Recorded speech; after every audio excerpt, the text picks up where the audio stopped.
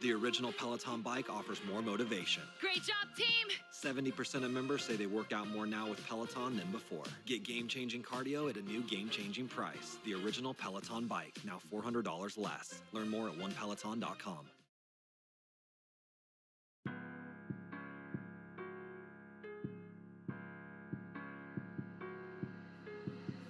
La ciencia.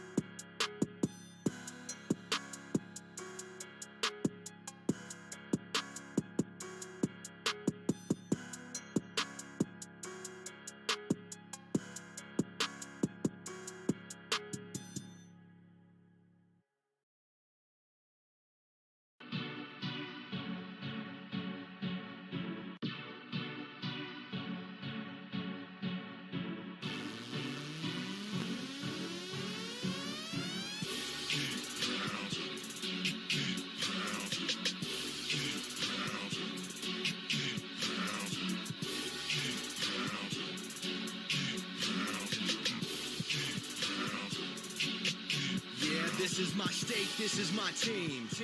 You know what that means. This is for the black and blue that I bleed. This is for the chance to bring home that ring. But everybody gonna doubt this. So far there ain't been another way around it. We bring heat to the game each week. They just say we ain't got what it takes, we ain't bout it. Well, y'all can just keep saying that we ain't gonna make it, but at the end of the day, this will be the Panthers nation. You know, this ain't a game to us major players at every angle that you can think of. That's why you hate us. Get out the way of greatness. You can look at our faces and see the blood, sweat, and tears that it took to create this. Yeah, I know what you're thinking, but you can save it. Cause even on the darkest of days, you know we're always gonna find a way to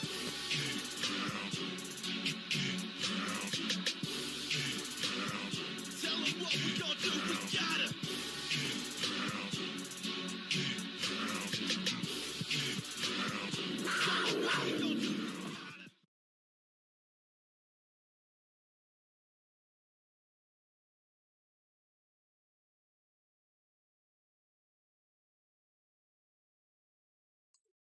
All right, welcome to the pregame for the Cowboys and our Carolina Panthers that are 3-0.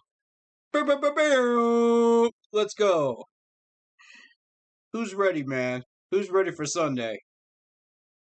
Who is ready for Sunday?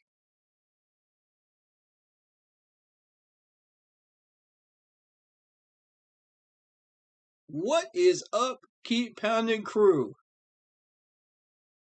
Let's get this party started. We got our 3-0 Carolina Panthers against the Dallas Cowboys. Let's get it. Before we get started, hit that like button, hit that sub button, hit that bell, select all, leave a comment down below. If you are new to the YouTube channel, if you are new to the Facebook page, hit that follow button, request to join, hit that like button on the stream, and let's go. All right, so welcome. All right, give me just 1 second. I gotta double check something. Okay, there we go. That one. And I want to follow that. Okay. All right. So, we are going into the Dallas Cowboys game 3-0. This is better than expected. I did have us losing to the Saints, but this is unexpected and a very, very pleasant surprise. I think if we could pull this win out against Dallas, it opens many, many doors for us. I don't know that we can get past the Bucs at this point, but we can certainly sweep the Saints. We can certainly sweep the Falcons. That's doable. I could definitely see us beating the Pats in our home. Things that are possible. Also, Tua is on the IR for the Dolphins. Do you think they'll figure out their offense by the time we play them? Just a little look ahead, man. Just a little look ahead. Things could get pretty juicy for us if we could beat Dallas today. This game is very, very, very crucial to what happens to the rest of this season. Are we going to pull a 2015 and beat a team such as the Cowboys to push our season to new heights? Or are we going to trap ourselves and end up with 10 wins? Either way is a positive result because we're still getting into the playoffs either way, if we take care of business where we should. Injuries or no injuries at this point, I don't think we're going to be hit with many more major injuries at this point. But,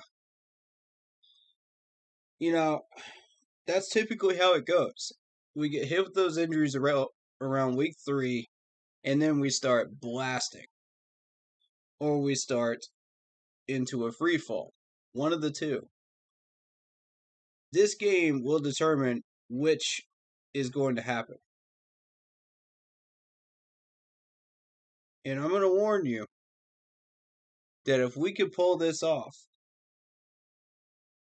this will be a major, major win for us. I know it's not 2015. I know this is a totally different team. But I will say this. I think the defense is better than 2015 defense. And the reason why I say that is because of this trade that we just got. Now, mind you, we don't have Luke. We don't have Thomas Davis. We don't have Thieves Avenue.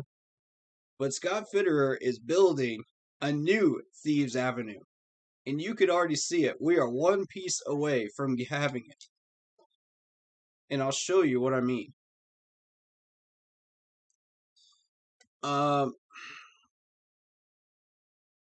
This is going to be a rough game, ladies and gentlemen. I don't know that we can get out of this with a win.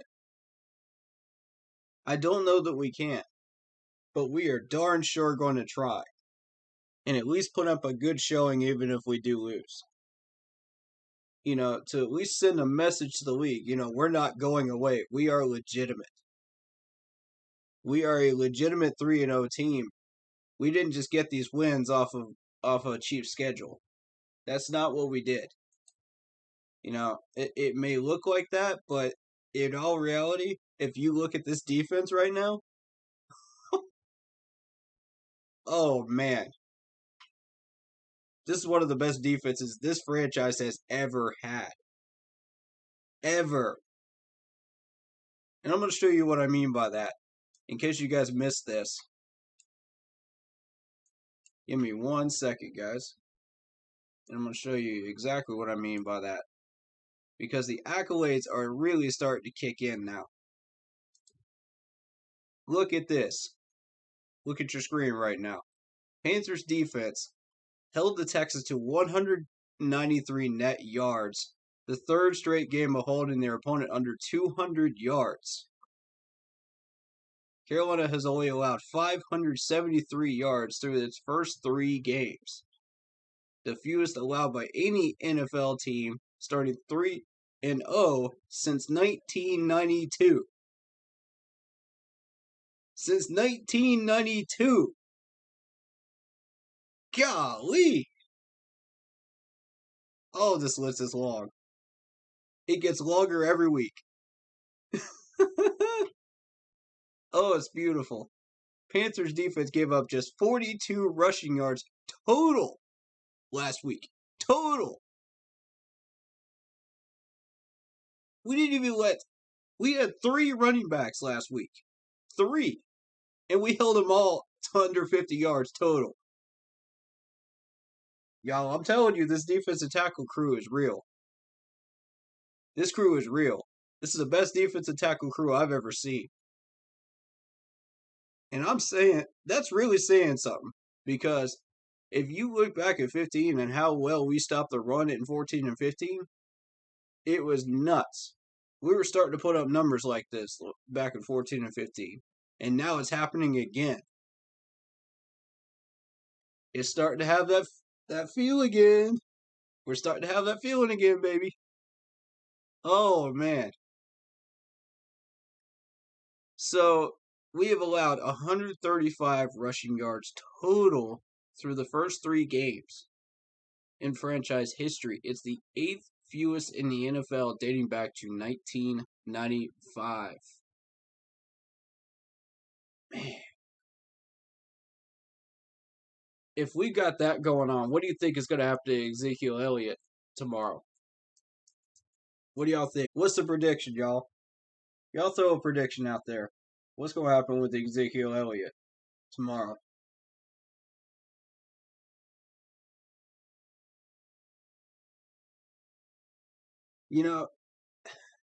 Here's the thing. Once we make Dallas one-dimensional, they've got to beat us in the air. They've got to beat us in the air, otherwise they're not beating us at all on defense. And realistically, at this point, the only way they're going to beat us on defense is Scott Chandler. Otherwise, I don't see it.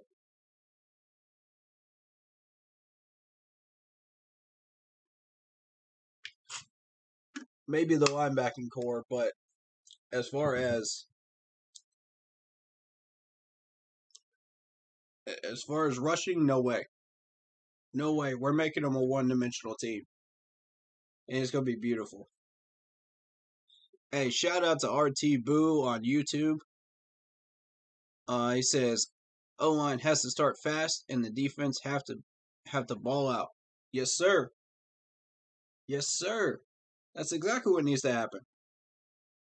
The problem is the offense is not starting fast. If you have noticed the pattern of the offense, we have had trouble starting out early on and putting up points. We have managed to get 7 on the board in the first quarter, and then that's it. After that, we start to kind of taper off on offense, as it were. And I'm going to show you how we're going to use them today. Because I got some crazy stuff for you guys to see. I started designing some plays this week. Specifically, because I thought Christian McCaffrey was going to be in when I drew up these plays. But, no dice, but make them work. There's still ways to make them work, and I'll show you guys what I'm talking about in a little bit. But yeah, we get 7 on the board, and then we start getting a little bit lazy out there, man. And I don't know what's going on with that, but hey, shout out to Grayson and Mr. Washington, Mr. Leroy Petty. Sorry, I can't talk today. I don't know what it is, but appreciate you, man. He says keep pounding. Absolutely, man. How about you put that in all caps, man? Keep pounding. Because that's what we're about to do against Dallas on Sunday.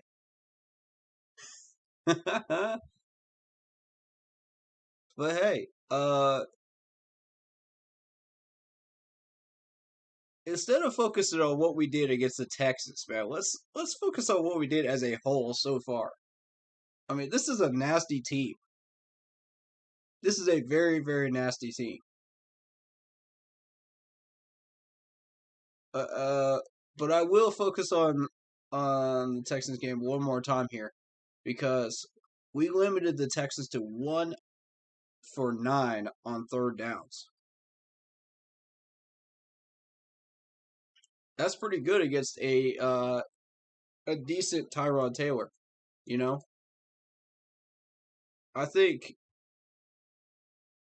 with a 21.2% third down conversion rate that we've allowed on defense, second best 20.5 in 2002, franchise history through 3 games.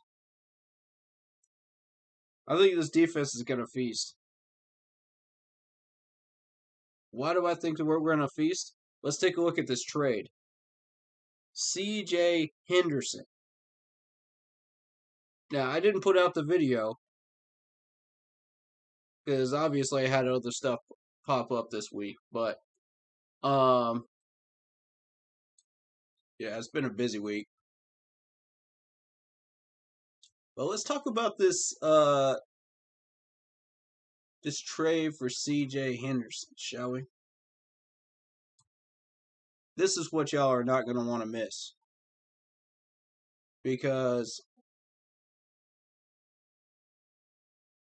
there's so much to this trade. There's so much to this. And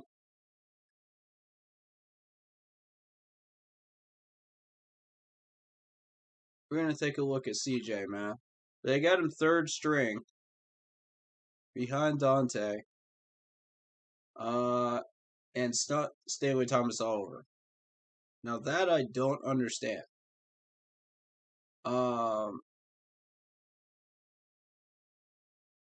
But we do have AJ Boye back. So if AJ does well today, we won't need to rely on Melvin, but just for tackling purposes. So AJ came back at the perfect time. Oh my God, did he ever come back at the perfect time? In this game, hopefully a lot less of Sean Chandler, but we'll see what happens. Ooh, excuse me.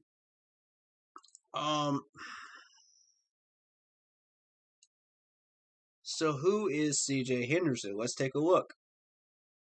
6'1", 205 pounds. He's been in the league for 2 years. First round draft pick of the Jacksonville Jaguars from Florida. Now, Florida hasn't had a lot of good players in the last 3 years, but CJ, I think, is one of them. I was watching a few highlight films of him this week, and he impressed me.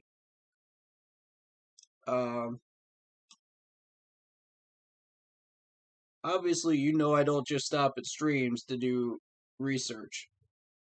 I'm doing it all week long.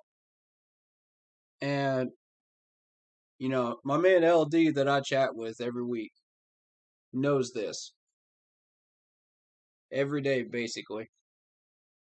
He hits me up and we just chat for a few minutes. But, spare a couple hours depending on how much time we got, at night.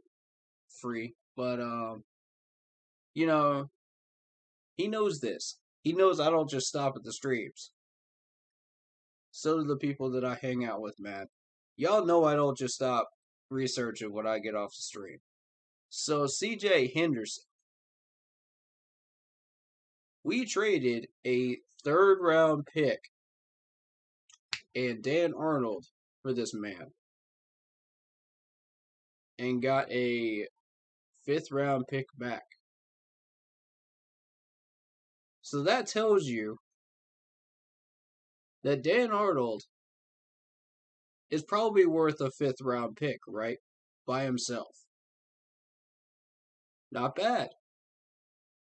So, the trade value is perfect. In my mind, the trade value is perfect.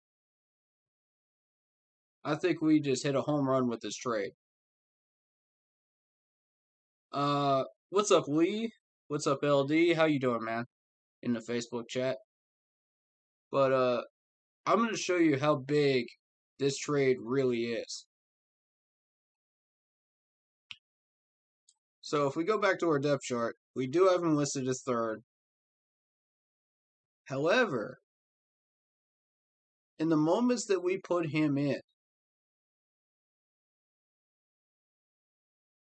I think he's going to be a huge answer to our problems.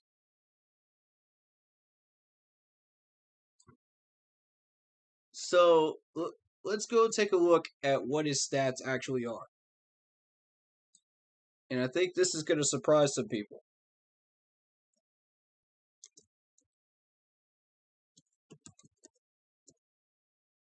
Yeah, stats.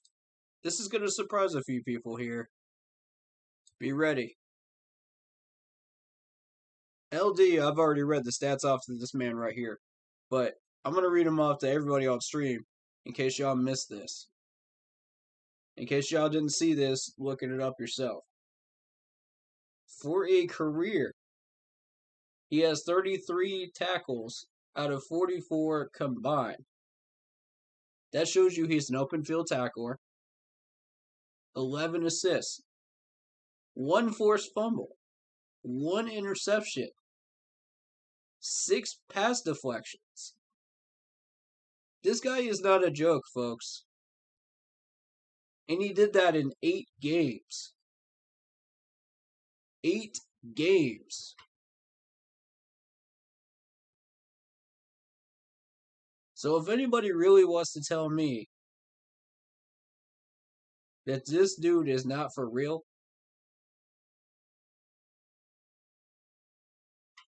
I can definitely prove you wrong. Alright. So we're looking at a 1st-round pick that we gave up a 3rd and downgraded 2 picks for. Basically. We essentially downgraded 2 picks and gave up Dan Arnold to get a number 1 pick player. Beautiful trade. Absolutely magnificent trade. Scott, you have outdone yourself. This man has outdone himself. The more trades I see, the more impressed I am. This man understands trade value. He understands what it takes to get the players that we need. And he's not just going to sit on his morals. He's not just going to sit there as a GM and say, oh, we're going to sit on an injury and hope it gets better. No. He's not just going to be that type of GM like we had with Marty that was like, oh, well, we'll just rotate some people around and maybe it'll fix the problem. Nope. Nope. This is an active GM. This is a GM that will do things to fix your team now. That's what we've been needing for all these years in Carolina. And now he's here. We are just one member short of Legion of Boom 2.0. Think about that. One player short. That's crazy. That is absolutely crazy. So, let me show y'all what I'm talking about. We've got Brian Burns, the pass rusher. We've got Morgan Fox on the other side.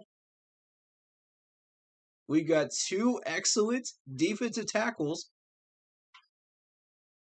that if they held 3 running backs to 50 yards total last week, what do you think they're going to do to Elliott this week? What do you think? What's the prediction, man? I'm saying 60, no more than 60 yards. No more than 60 yards. I'm saying it now. Y'all can screenshot it right now. Record it, clip it, whatever you got to do. I'm saying it now. No more than 60. So, we got Shaq, who is living under the shadow of Luke and Thomas Davis. Now, he is feasting. We've got Jermaine Carter, who is starting to prove himself as a middle linebacker. I'm starting to not have as many doubts about this man anymore. We got Reddick. Reddick was on fire last week. Dante Jackson, who is a lockdown corner. We got AJ, who is supposedly a lockdown corner. Now we got CJ Henderson, who is a lockdown corner. We got Stanley Thomas Oliver, who's been doing work, stopping the yards after the catch. Melvin stops the yards after the catch. Allows catches, but still stops the yards after the catch. Same with Keith Taylor. We got Jeremy Chin. We got Sam Franklin Jr. We are just one player short of the Legion of Boom 2.0. Look at this, baby. Oh my God. The only person I am questioning right now on this defense is Sean Chandler. And that's the one spot that we are missing of the Legion of Boom 2.0. That's the only one. Think about that, folks. If I was the Dallas Cowboys, if I was the Buffalo Bills, if I was the Miami Dolphins, if I was the Patriots, I'd be worried right now. Because all of this hurricane is coming right at you. And it ain't slowing down either. It's getting better every week.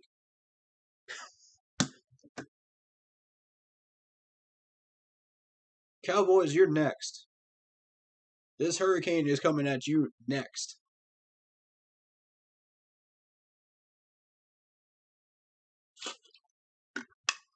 Once we make you guys one-dimensional and Dak has to beat us in the air, we got y'all cornered.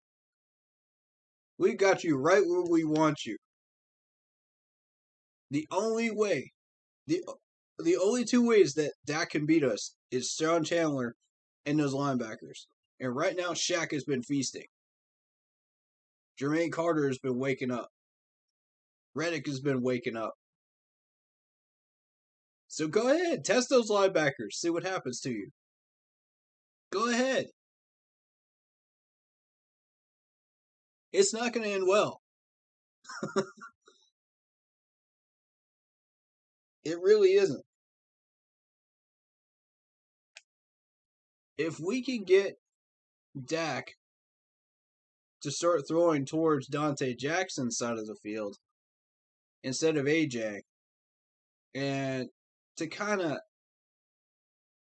get those linebacking crew in a good spot where we can get some pass deflections, we can get some stops, and force the ball over to Dante Jackson's side of the field. We got him. It's going to be tough for them to get anything. This is what this CJ Henderson trade does for us. Okay? If Dante goes down, here comes CJ with 6 pass deflections, 1 interception, a forced fumble, and is an excellent solo tackler. So I dare you to challenge this man when he's on the field. I dare you. That's a scary combo. Before this trade, I was a little nervous. I'll tell you that much. I like Stanley Thomas Oliver, don't get me wrong. But I don't think that he's ready to take on Dak. He'll probably get shredded if he takes on Dak. Stanley Thomas Oliver. But, once we made this trade, now I'm a lot more confident in how I'm feeling about these corners, especially with AJ back. Now, Dak is going to test AJ. That's going to happen. He won't test Dante because Dante's been in the league for a few years. He's seen all the tricks at this point that Dak could throw at him. Maybe minus a few, that Dak has thrown into the playbook in the last couple of years. But, he's pretty much seen everything. So, I'm betting Dante will probably get targeted about 6 times in this game coming up. He'll be ready for him. I know Dante. He'll be ready.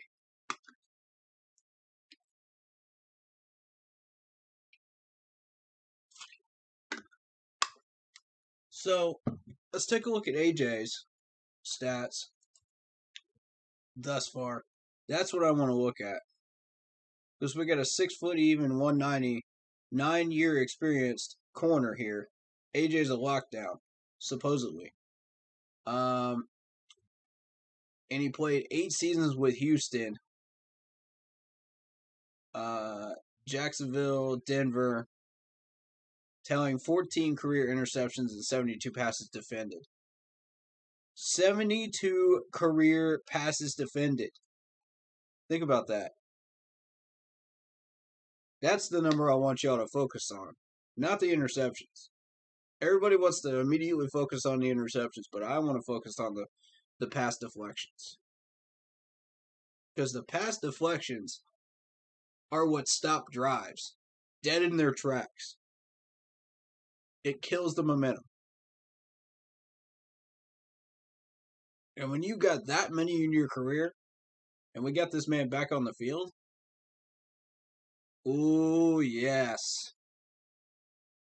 Test him, please. Test him, please, over there. See what happens. 72 passes defended. Test this man, please. See what happens. We're going to kill some drives. That's what's going to happen. We can take 14 points off the board from the Cowboys. I can guarantee you that right now, with this defense looking the way it is. That's 14. That's a major number. That's half the amount of points that the Jaguars were able to pull up against them. That's half. A team like the Jaguars or somebody else would put up against them right now. We can take 14 off the board. Now, do I think that we can win? I don't know. This is going to be tight, folks. And I don't mind it being tight. Because if we've got our kicking problem fixed, that could change everything.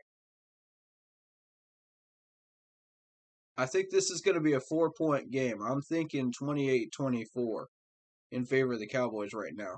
So the Vegas odds have it correct. Pretty close to correct. Because if you could take 14 off the board, that's, what the Cowboys put up 41 last week, which is nothing to shake a stick at. But these guys might come in here a little cocky, thinking that,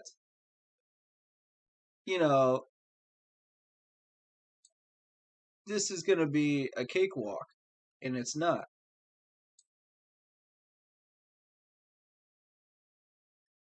So,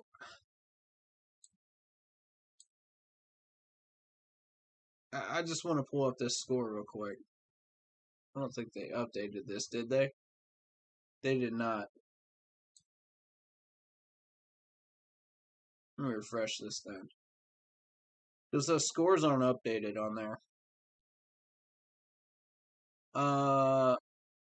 What in the world, ESPN? What in the wide world of sports is this garbage? ESPN, get it together, man. Put the scores up. That's ridiculous. All right, we're going to Google then. Enough of this nonsense.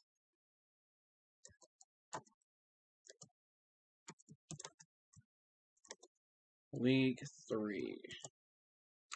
All right. Yeah, so we're looking at 41 points last week from the Cowboys. If we take 2 touchdowns away, that's 28. That's right around 28.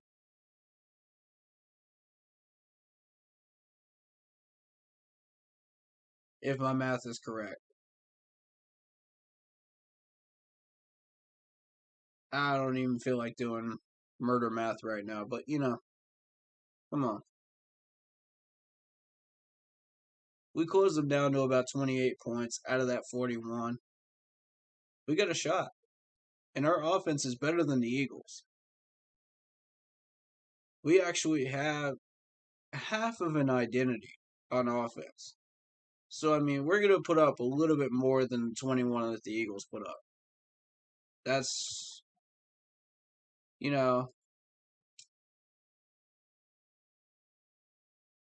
But the shocker this week, is the Rams. That's what put us in the division lead. And I cannot believe it, man. For the first time. How long has it been, man? I gotta look this up. How long has it been since we've had an actual division lead? It's been ages. It feels like 84 years. Like the gifts.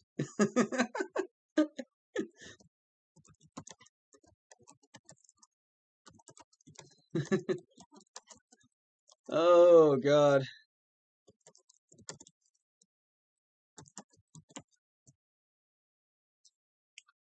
Yeah, it feels like 84 years since we've actually had a division lead, man. For real. It's been nuts. Oh,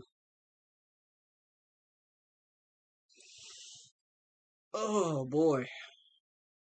I'm just trying to find out how long it's been.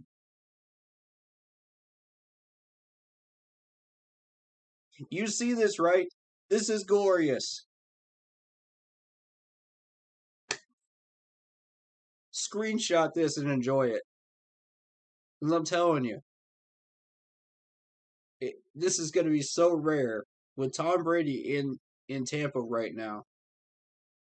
And Gronk there as well. We might never see this lead again after this year. It may not happen again until Tom retires. This is the most beautiful thing I've ever seen.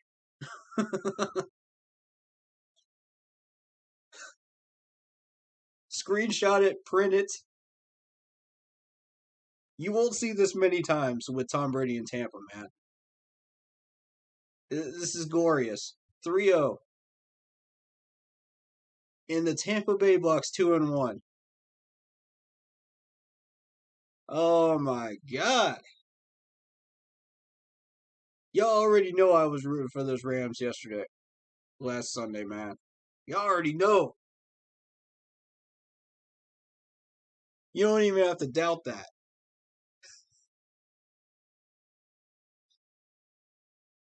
Oh, it's beautiful. We are one of 4 teams left in the league. 4. 4 undefeated teams left.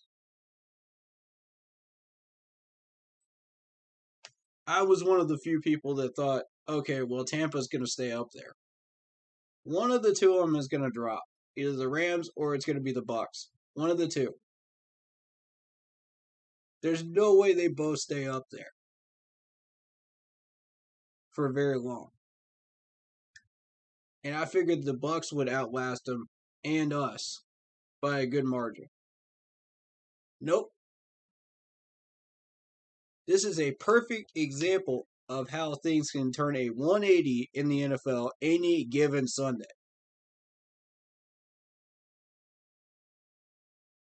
That even surprised me, folks. And y'all think I got all the answers right now? I don't. I'll be the first one to tell you I don't. I still got a lot to learn. And when you're talking about a team that is completely ruthless at the top of the division, just won the Super Bowl, anything can happen. Anything. Consider that they only got 24 points against the Rams defense. 24.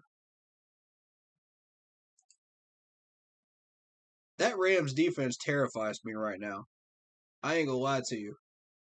If they even shut down Tom Brady to 24 points, ooh, I'm so glad we don't have them on our schedule right now. Oh my God. That would be a blowout for sure on us.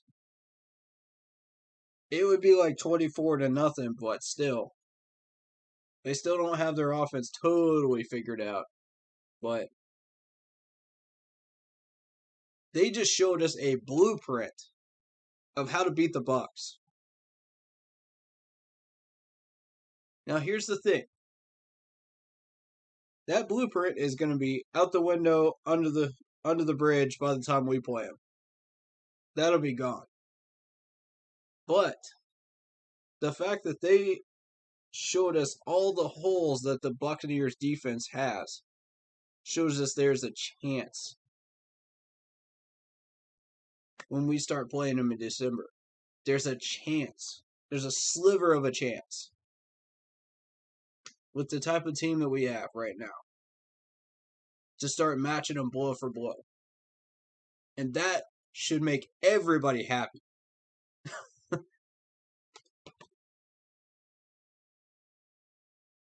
I didn't think there was a door, man. I honestly did not think there was a door until that game. That led to us actually being able to battle them like the Rams just did. So,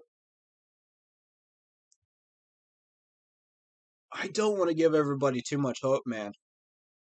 I want to say this, but I don't want to give people too much hope. But I see so many doors open up if we beat Dallas. I see them. And the Rams just open up another one for us. It's not wide enough yet, but it's a crack. The Buccaneers have cracked. And knowing Tom Brady, he'll have those problems fixed by the time we play him. But the problem is, with Tampa Bay is, this isn't Belichick. Think about that. So that crack is still there, folks. It's not Belichick as the coach. It's Bruce. So both of them have different coaching styles. Can Bruce adjust the way Belichick did in New England? Can Bruce adjust this Buccaneers team by the time we play them like Belichick was able to do? He's not Belichick. The crack is still there. So, I mean, I don't want to give people too much hope here, but, you know, if the Rams can do this, we got a shot. We got a sliver of a shot, but it's there come December. That's way on down the line. We got to focus on tomorrow, though. But I just want to get people a reason to be a little bit excited here. And a little bit energetic about that matchup against the Bucs later on.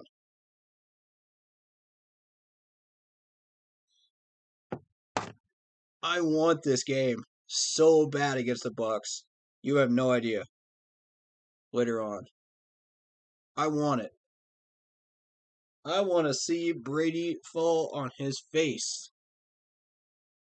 and get frustrated like the last time he was in Bank of America Stadium. That's what I want. I want that so bad I can taste it.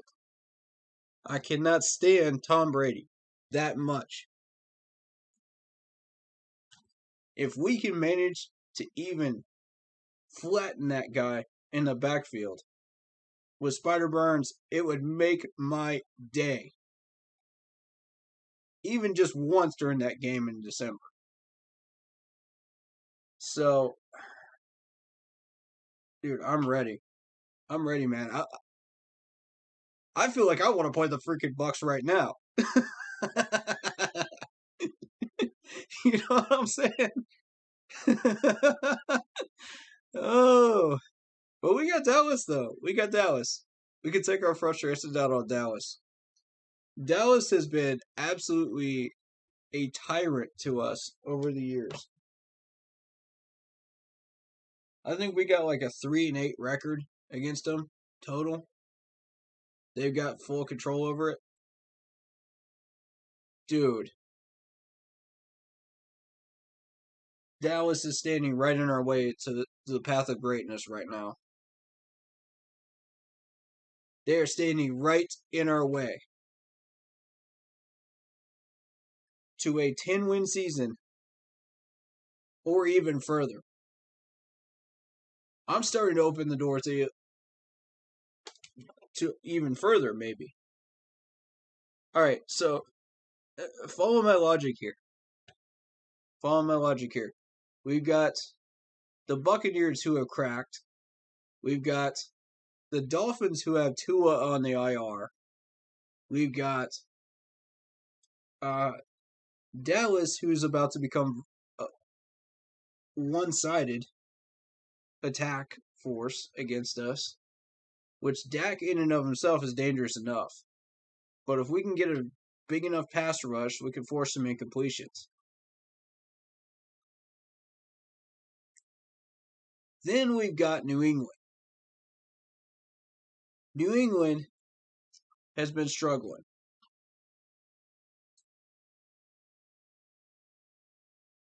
New England's been struggling. This is the team that we're not supposed to beat later on, is New England. And they've got the Bucs. So the Bucs are going to provide a blueprint on how to beat them. They're going to be extra pissed after that loss against the Rams. Oh, boy. I would not want to be that Pats D after that game. I would not want to be that Pats D. Tom Brady is going to shred that defense. Especially after the way New England's management just treated him a few years ago. Oh, he's mad. This is going to be bad. Pats fans, get yourselves ready. This will not end well.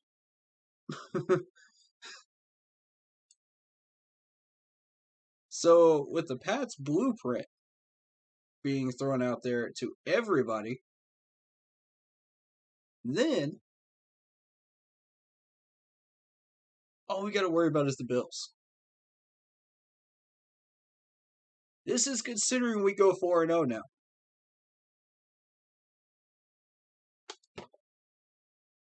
The Bills are the last major team in our way, besides the Bucs, if we take care of business everywhere else.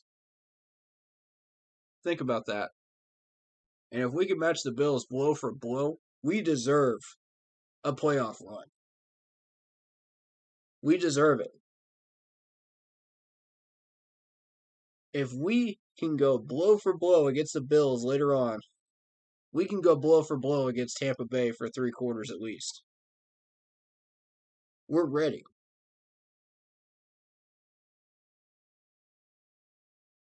Imagine this, 14-0, going into that Bills game and into December. We go head-to-head against the Bills, and I don't know who's going to come out a winner on that one. I don't know. I honestly don't know, because both those defenses are so good. You know, ours is probably top 5.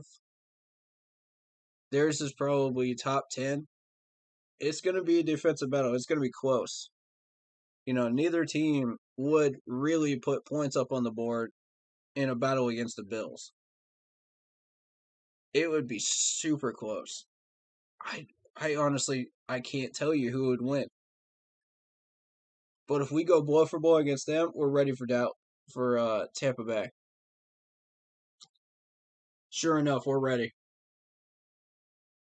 I believe it. And we'll sweep the Saints. This could be a nasty season, ladies and gentlemen.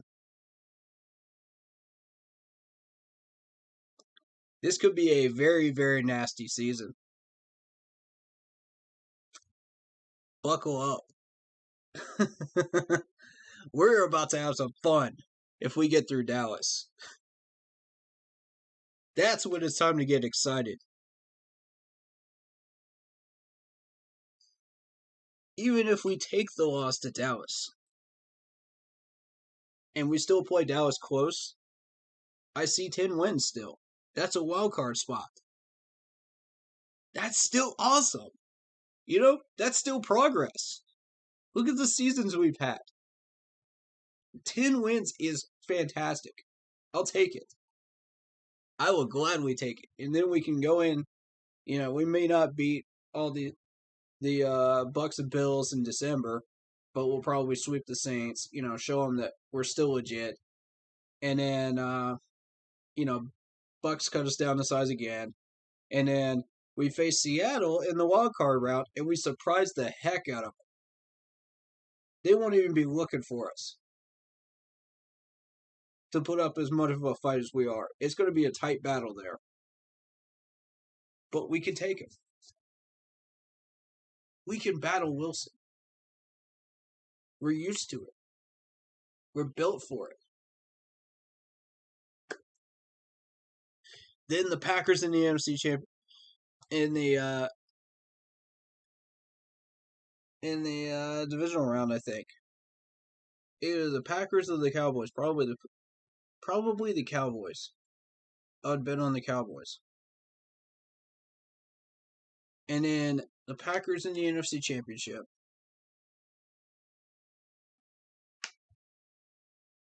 Rodgers has been looking weak. It's going to be one of the two of them in that divisional round. It's going to be one of the two of them. I think Dallas is going to take that division. They are primed and ready to go for it. Rodgers is looking weak right now. All these teams have sensed it. They've sensed the raw meat right now of Rodgers. And they're going after him. They're attacking him. So, as long as we don't have to run into the Cardinals or the Bears, I think we're in pretty good shape. The Rams are the real team that really worries me.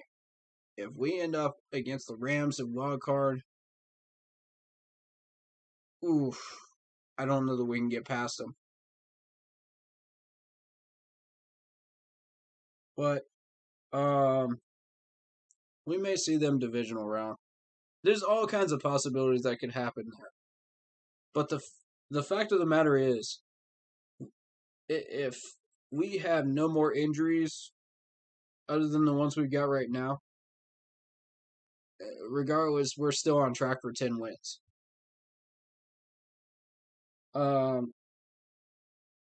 If we have more injuries, then I'll probably lower that ceiling a little bit, probably to 8. But we'll still be in the hunt.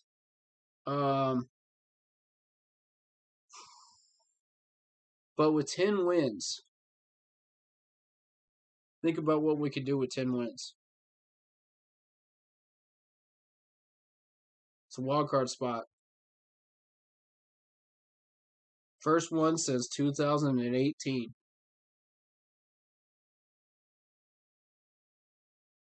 And I'm going to tell you, if this team gets any nastier, if we fix the Sean Chandler problem, sky's the limit. We get past Dallas, we fix Sean Chandler, we fix our backup quarterback problem, sky's the limit. I'm saying it now. I don't want to overexcite people, but this could be it. This could be it, folks. I really do think it's too early to start predicting this stuff, but oh man. The NFL can change on a dime. That's the thing. It can change on a dime. So don't expect these same patterns later on. But if this path does continue, which I believe it will, through a good chunk of the season, and once you get through week 3, you start to see those patterns continue for a good chunk of these teams. All the weaknesses stay there for the most part. You may see about 4 or 5 teams fix their problems, and then other problems will pop up in week 6. You just never know what's going to happen. You know, it's the NFL. And like people have said, the NFL is a different animal. It really is from college. So, someone said you can't go by how much you win by in the NFL. I disagree with that. And I'll tell you why. Because there's so many variables involved when it comes to the college and the NFL that if you have a strong offense, it's going to show up in the stats. If you have a strong defense, it's going to show up in the stats. So you can't just throw out a blanket statement like that saying, that you can't just go by how much you win by in the NFL. It doesn't work like that. These are the people that don't fully understand football. And I encourage you all to research. Do the research. Look at the stats. Look at the box scores. And there's so many people that don't. And I encourage you to do the research, and you'll understand these teams as well as I do. Watch my streams. I'll teach you all that I know for free. I'm not doing this for money. I'm doing this because I love this team. that much. Any donations that come in later on in the future will go right back into the stream. I'm not doing this for money. I'm doing this because I love this team that much, and I want to see it succeed in any way I possibly can. And so, whenever you see this right here, the 3-0, yes, sir. Let me show y'all what happens when we start winning. Let me show y'all. I start buying stuff. Look at this. Woo! That's a shiny new helmet right there. That's an alternative blue helmet. Oh, it's beautiful, isn't it? That's what happens when you start winning. I start investing money. And then look at this. Uh-huh. Look at this football right here. How nice is this? Yes, sir. That's what happens when you start winning. I might have to go to a game this year. When you win, I buy stuff. I invest my money into this team. When you screw up and when you choke, I don't. Period. Y'all can clip it. Y'all can screenshot that. Y'all can do whatever you want with that statement right there. But that's what's happening. Every time. Every time, baby. I love this team that much that I'm willing to do that. You know, I invested darn near $1,000 during 2015 of my hard-earned money. And I was working a tough job at the mall, too. I'll tell you. And I went to 4 games. I put in darn near $1,000 to y'all.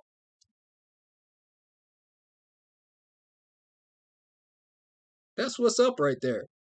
When you win, I invest. Point blank, I invest. And it's starting to happen again. And guess what? I'm going to have a steady paycheck in January and February. It's going to happen. Along with my side projects. Guess who's going to be investing money if we get to that NFC Championship again? Yes, sir. Yes, sir. This guy right here. Y'all players want to get paid? Y'all coaches want to get paid? This is how it happens. We pay y'all. We pay y'all for wins. Y'all get a fat little extra money. A little bit extra money off the sales of products and ticket sales.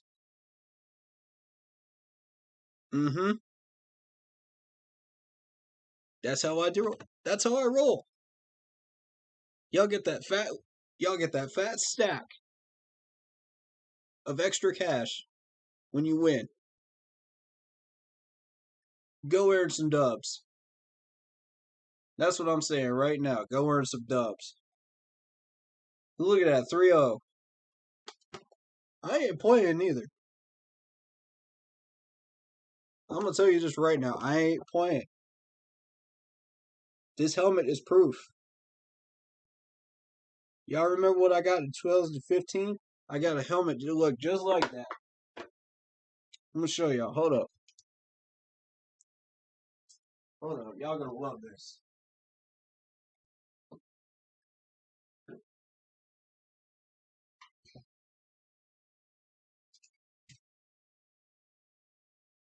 Check this out right here. Mini helmet. $20. Just to show y'all, I ain't screwing around. Y'all win games, you get fat stacks. NFC Championship ring. Replica. I paid a fat stack of money for this. You win games, you get fat stacks. 3-0, baby. 3-0, and we get a chance to go 4-0 tomorrow. And opens the door for a massive, massive season. CJ just solved our cornerback problem.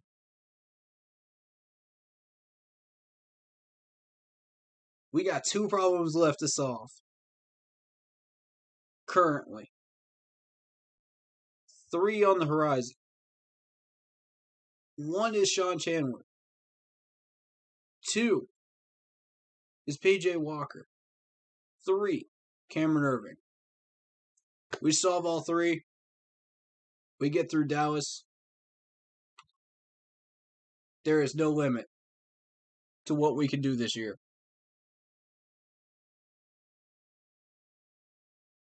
I want another ring, man. I want another ring like this. Do y'all want to see me hold up another ring like this? Had 2 rings on my finger? Ooh! You know you do. You know you do. Y'all want to see more products like that? You know you do. Oh, that blue one's going right in my office case, man. That thing's going right in my office case. Come on, man. Come on, man. For real.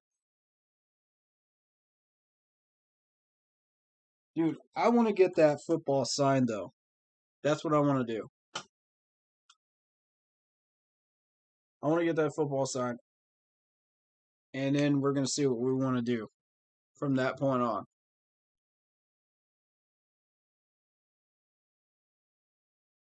I'm telling y'all, screenshot this. You'll never see it again.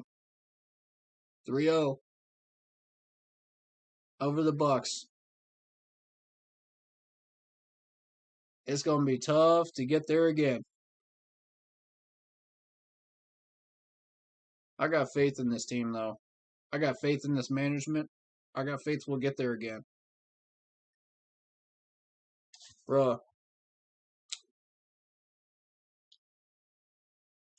Look at the schedule right here.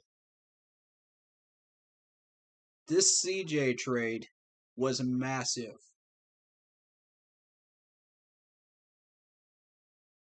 Perfect value.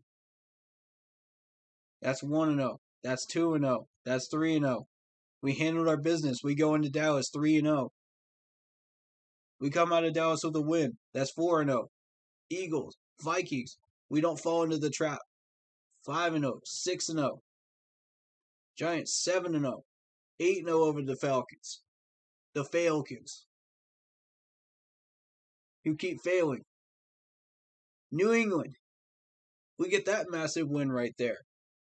Tampa Bay's going to expose them on film. We're going to have that to study from. That's another win. Cardinals. I think I would be very, very surprised if they deserve that ranking, that undefeated rating that they have right now. I'm not buying it. The Cardinals have some weaknesses somewhere. That's a win. Washington, that's a win. Dolphins don't have Tua, that's a win. Falcons, win. We go into Buffalo undefeated. Think about that. We go blow for blow against Buffalo in Buffalo with this defense. And if we fix our offense, that's nasty. No matter what happens in Buffalo, we're ready for the Bucs at that point. We take on the Bucs in our home. And I am telling you, the Bucs will have all of their problems fixed by the time we play them again. I can guarantee it. Saints will sweep the Saints. I don't think we're coming out of that game with a win, but it's possible. The door is cracked. The Rams have cracked the door for us. But I don't think it's possible, though. We'll see. The NFL is ever changing. It can flip a 180 every week. We'll see. So then we go into Raymond James Stadium. We don't have everybody in, and we're going to the playoffs. We don't need everybody in for that Week 18 game because we've already taken care of our business against everybody else. We've already taken care of our business. We don't need that extra win down there. Even if we do somehow manage to get it, we don't need it. 10-win ceiling at the moment. What if we beat Dallas? The door is wide open. Imagine Seattle coming in and we have 10 wins into a wild card game. And Seattle's defense is no joke. I'm telling you that right now. Seattle will be shocked to see what we have built. We take them down. We go to the divisional round. This is where you're either going to see the Rams, the Bears, the Packers, or the Cowboys. One of the four is going to be there. I doubt it. I think they're going to be outside looking in.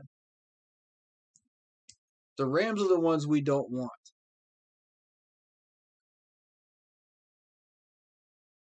So, this is just projecting, RZB crew. This is just one. This is two projections here. This is what we do here. So, the Rams are the ones we don't want because they just took down the Bucs. Now, that could be a completely different team when we play them in the playoffs. We'll see. I rather doubt it. The Packers, with Rodgers is looking like raw meat right now. And everybody knows it. So they are attacking Rodgers with everything they've got. Even teams that don't have anything are attacking Rodgers with everything they've got. So we might see the Bears instead. If we can get past all of that, this could be our year. I'm just saying. That's just one projection. You never know what can happen. Anything can happen at any given week. But 10-win season is still very much on the table. We've got a safety net game. Since we beat the Saints, we weren't supposed to beat the Saints early on. So that's a safety net game. So even if we drop one of these games, like say the Dolphins game, or say the New England game, or the Vikings or the Eagles, we got that safety net, so we're still on target for 10 wins, regardless. But if we beat Dallas, imagine how many doors open up for us right here. Oh my God. Just think, man. Just think. Can you imagine if we go undefeated into this Bills game down here? Can you imagine? Think about that. Look at this schedule. It's beautiful. If we get no more major injuries, we're on the board, ladies and gentlemen. We're in. We don't have to question it. We're in. We're in control of our destiny right now. Very much in control of our destiny. With that safety net game. We beat Dallas. We're in full control. And I would love to see any teams come at us and tell the Bucs. I would love to see them. Even the Bills, man. Because we match blow for blow against the Bills. That'll be a fun game if we go undefeated up until then. This is just, all of this is what ifs, folks. All of this is possible. This is crazy. Dude, David Screws, you said the Rams would smack the Bucks. I don't remember you saying that, but if you did, props to you. Well done, my friend. You outpredicted me on that one, if that's true. I got respect for you on that. I did not see that coming. I gotta be real. It's Tom Brady, you know what I mean? Like, and that Bucks defense is not a joke. But let's focus on this Dallas game, man. Let's 100% focus on this Dallas game. I'm ready. I'm ready to dive full on into this one. This is going to be a fun game tomorrow. Oh, yes. So let's take a look at this Dallas depth chart, shall we? If we make Dallas one-dimensional, which will happen, again, anybody want to take bets on how many yards Elliott gets tomorrow? Anybody want to take bets? Throw it in the chat, man. How many yards? I'm saying 60. I'm straight up saying 60. I'm saying it. These defensive tackles are for real. And Shaq is taking care of business too. He's not getting much. So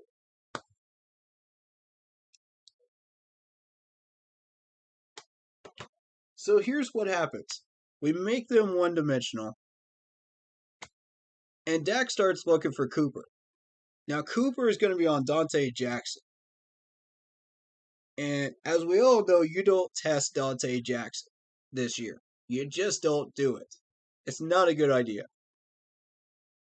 I say 6 targets at most over there before Dak figures out, nope, this is a bad idea. And he starts looking somewhere else. He starts looking for CD. CD is going to be on AJ Boye. Now, why is it important that AJ comes back at the most critical time? It's because we're playing against CD. And CD is such a nasty wide receiver, man. I'm telling you. The numbers support this man right now. We're talking about a 6'2", 189 wide receiver from Oklahoma. And we all know how good Oklahoma wide receivers are. They're super nasty, man. So, you're talking about an offense that figured themselves out after that Cowboys game and put up 41 points against the Eagles. Now, we all know that this offense is better than the Eagles' offense. It's slightly better.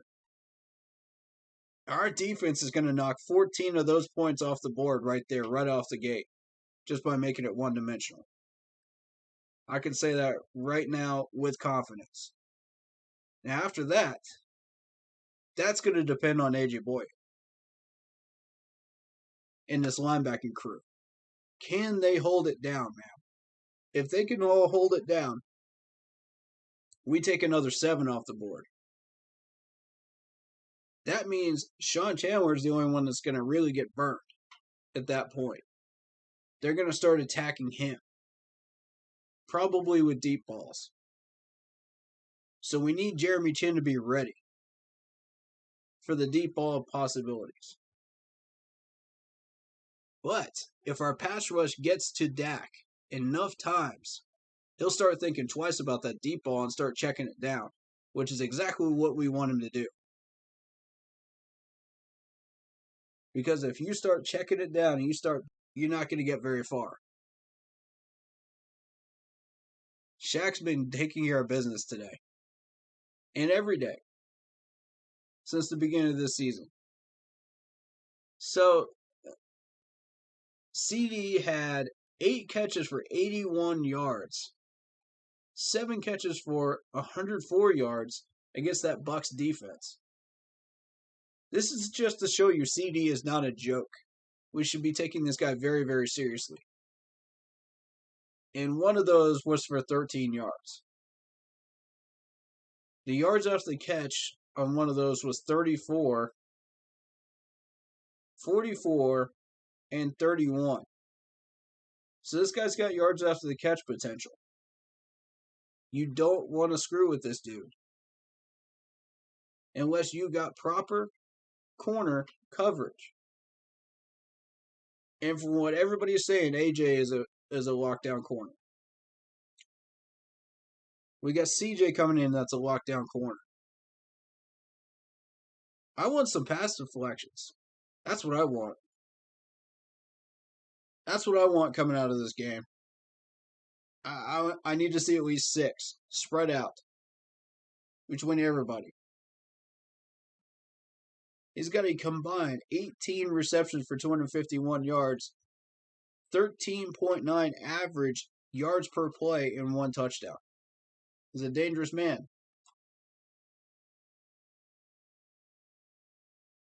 That's who Dak is going to be throwing to and targeting a whole lot. So if you got CeeDee Lamb, start him this week. I'm not kidding. And we'll see which one is better, AJ or will it be CD?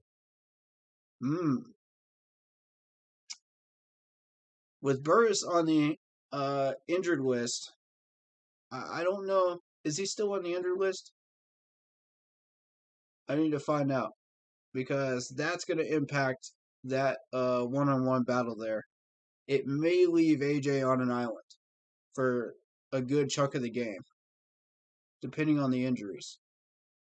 So let's go find out, shall we? I know we got 1 player out, 1 doubtful right now, and 1 questionable. Okay. So what's going on? He's not even on the list. Burris isn't on the list. Does anyone know if he got put on the IR? I don't remember reading any stories about him being put on the IR. But we do need to know about Burris. That's a very, very important player right now in this game coming up. Because if we don't know what's going on with him, that could mean trouble. Let's check the transaction, see if he got put on the IR. Okay, we elevated Kenny Robinson and Rodney Smith to the active roster with standard COVID evaluation for week 4. Okay. Good enough. Yep, IR. That's bad. That's bad news. And I'm going to tell you why. Sean Chandler is a starter. That's what that means. That's not good. That's really not good. We might want let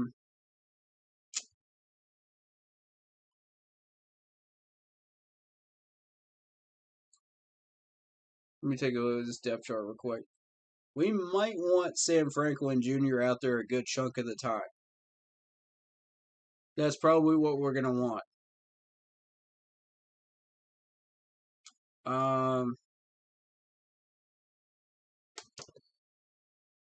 I got a big problem with Sean Chandler in the sense that if you guys watched that one drive against the Texans last week, in week 3, Chandler just looked totally lost. I don't know whether it was Phil Snow's coverage call or whether Chandler just had no idea what was going on, but he looked real bad on that drive. There were about 2 or 3 throws that came near him, and he was just totally out of position.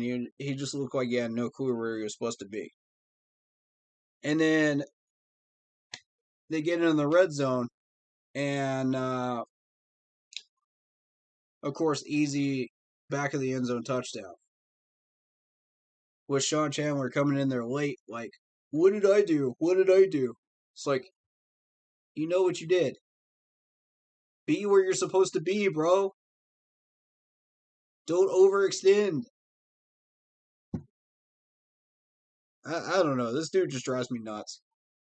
I love him for his tackling ability. I like him for his yards after the catch stopping. But the problem is the amount of passes that are allowed near him, and he just doesn't do much about it, is a problem. You know, that's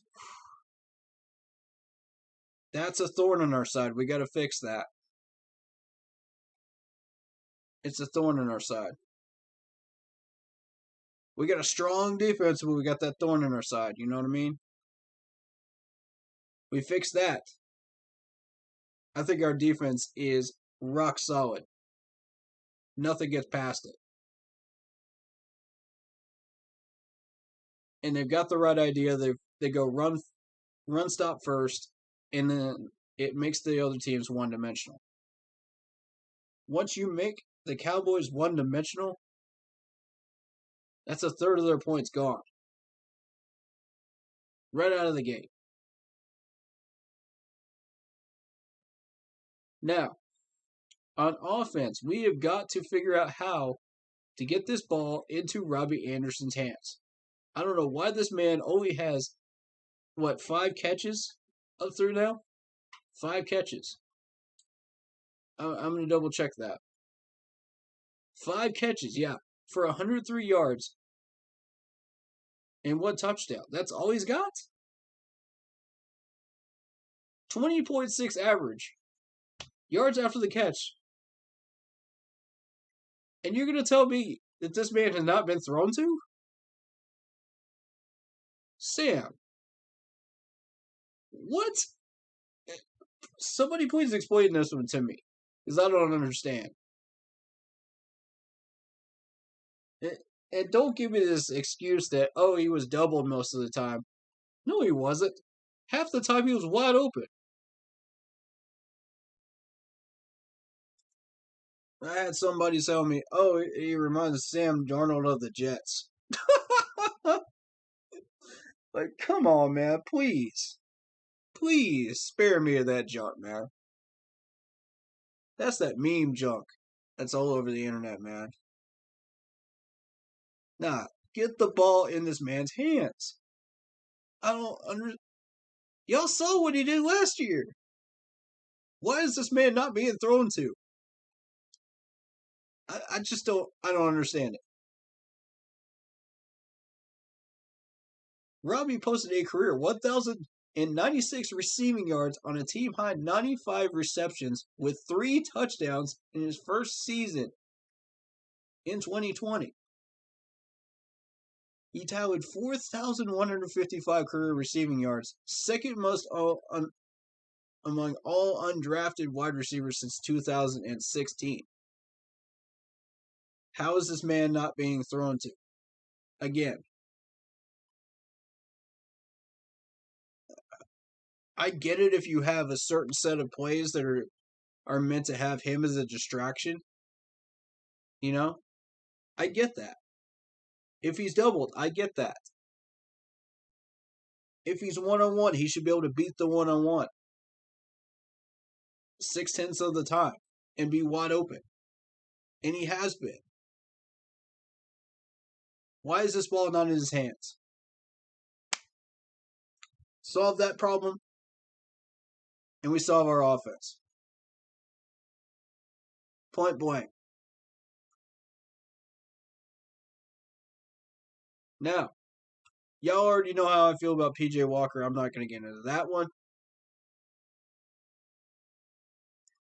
But if PJ is still overthrown in practice, there's not much we could do.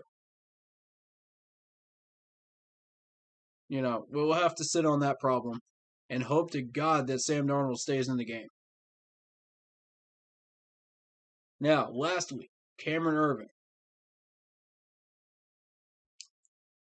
Something just tells me this dude's going to get exposed. I just have that gut feeling Cameron Irving is going to get exposed.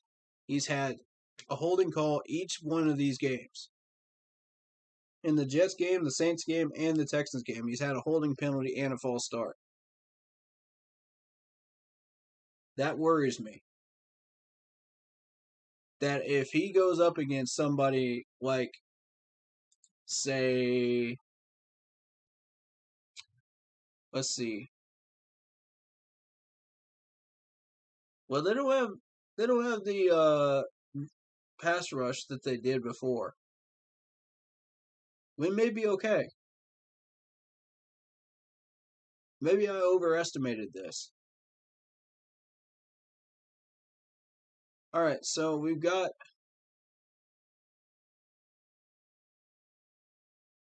Terrell Basham.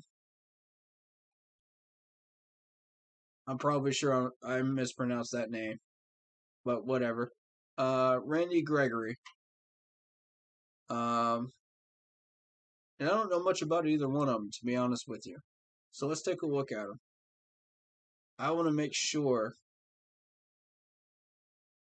that Irving does not get exposed tomorrow. All right, so you got a 6'5", 255-pound, 4-year experienced defensive end here, Randy Gregory. Thus far, he's only had one total tackle. That's it. Against Tampa Bay. So he couldn't get past that Buccaneers line. Not a surprise there. He wasn't even doing anything in week 2. Didn't even play. And in week 3, no stats recorded. So,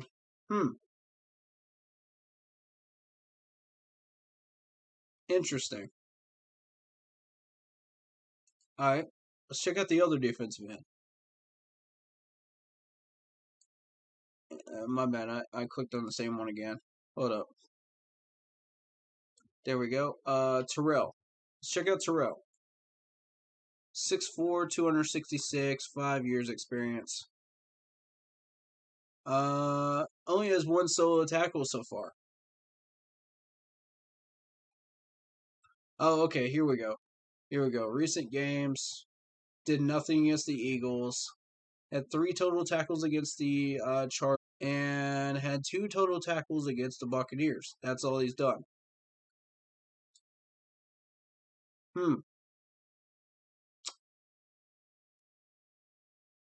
It's starting to... I don't want to be too hasty here, but it's starting to look like this isn't much of a pass rush group. I want to see some stats. Hold on. Something just tells me there's more here than we're seeing. I just have that feeling. Yeah, Terrell's a third-string defensive end. That's what I was thinking. That's the quality we're dealing with here. So, what I want to see,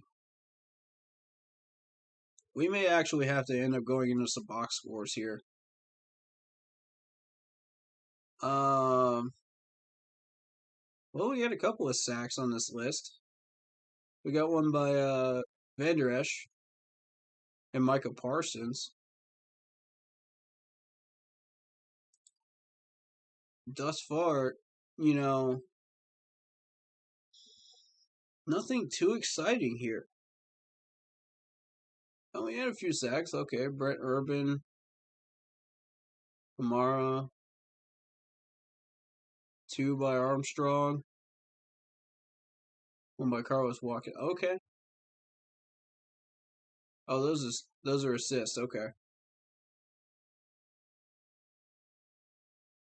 But as far as sacks, look at the goose eggs.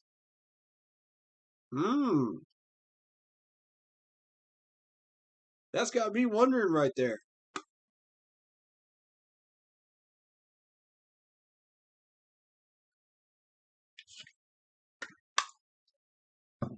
Now, we're about to take on those Eagles next week.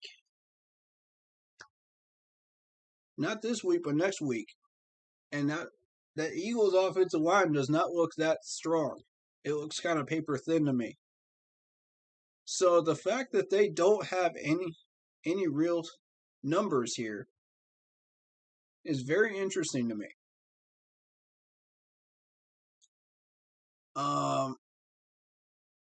I may have to take back what I said about Cameron Irving getting exposed here. Okay. We'll check some box scores. How about that? I just want to be completely sure.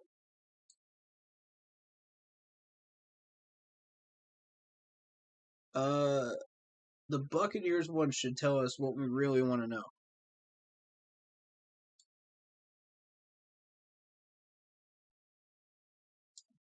Because that one exposes every weakness and every strength that they have. Game Pass. You don't have a box score? Come on, man.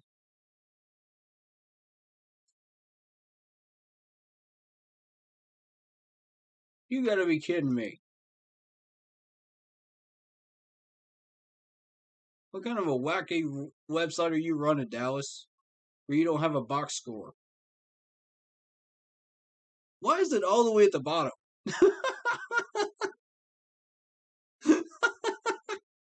Why is it all the way down there?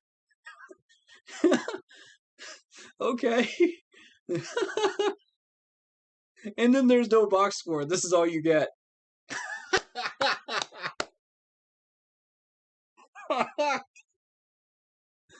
Oh my God, Dallas. You're killing me right now.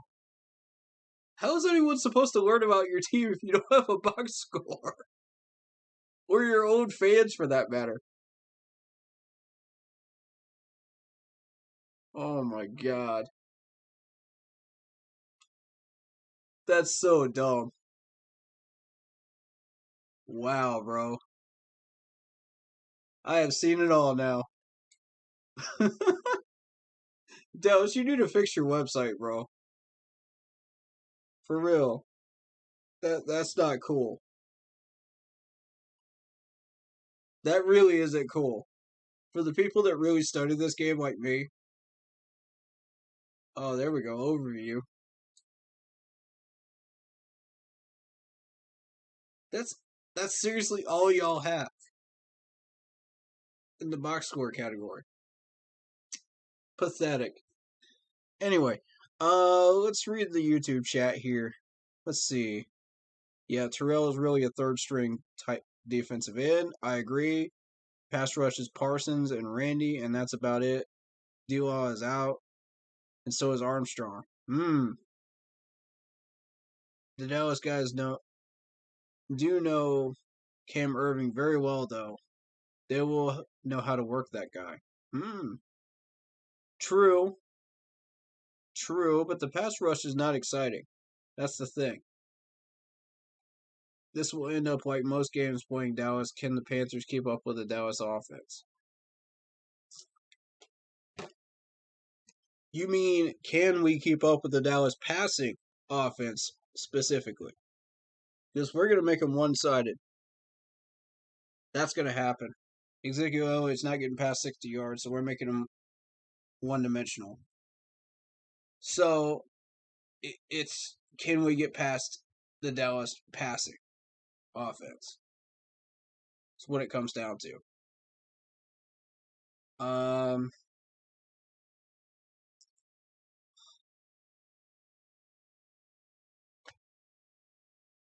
Excuse the yawn.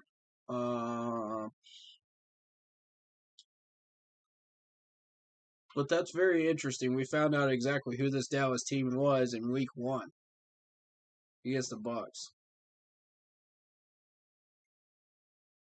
And they are not to be trifled with offensively. Defensively, here's what I noticed. And I was watching a very specific game on Monday night last week. We all know which one it is. Dallas against the Eagles. And what I noticed was that they're weak to the draw play.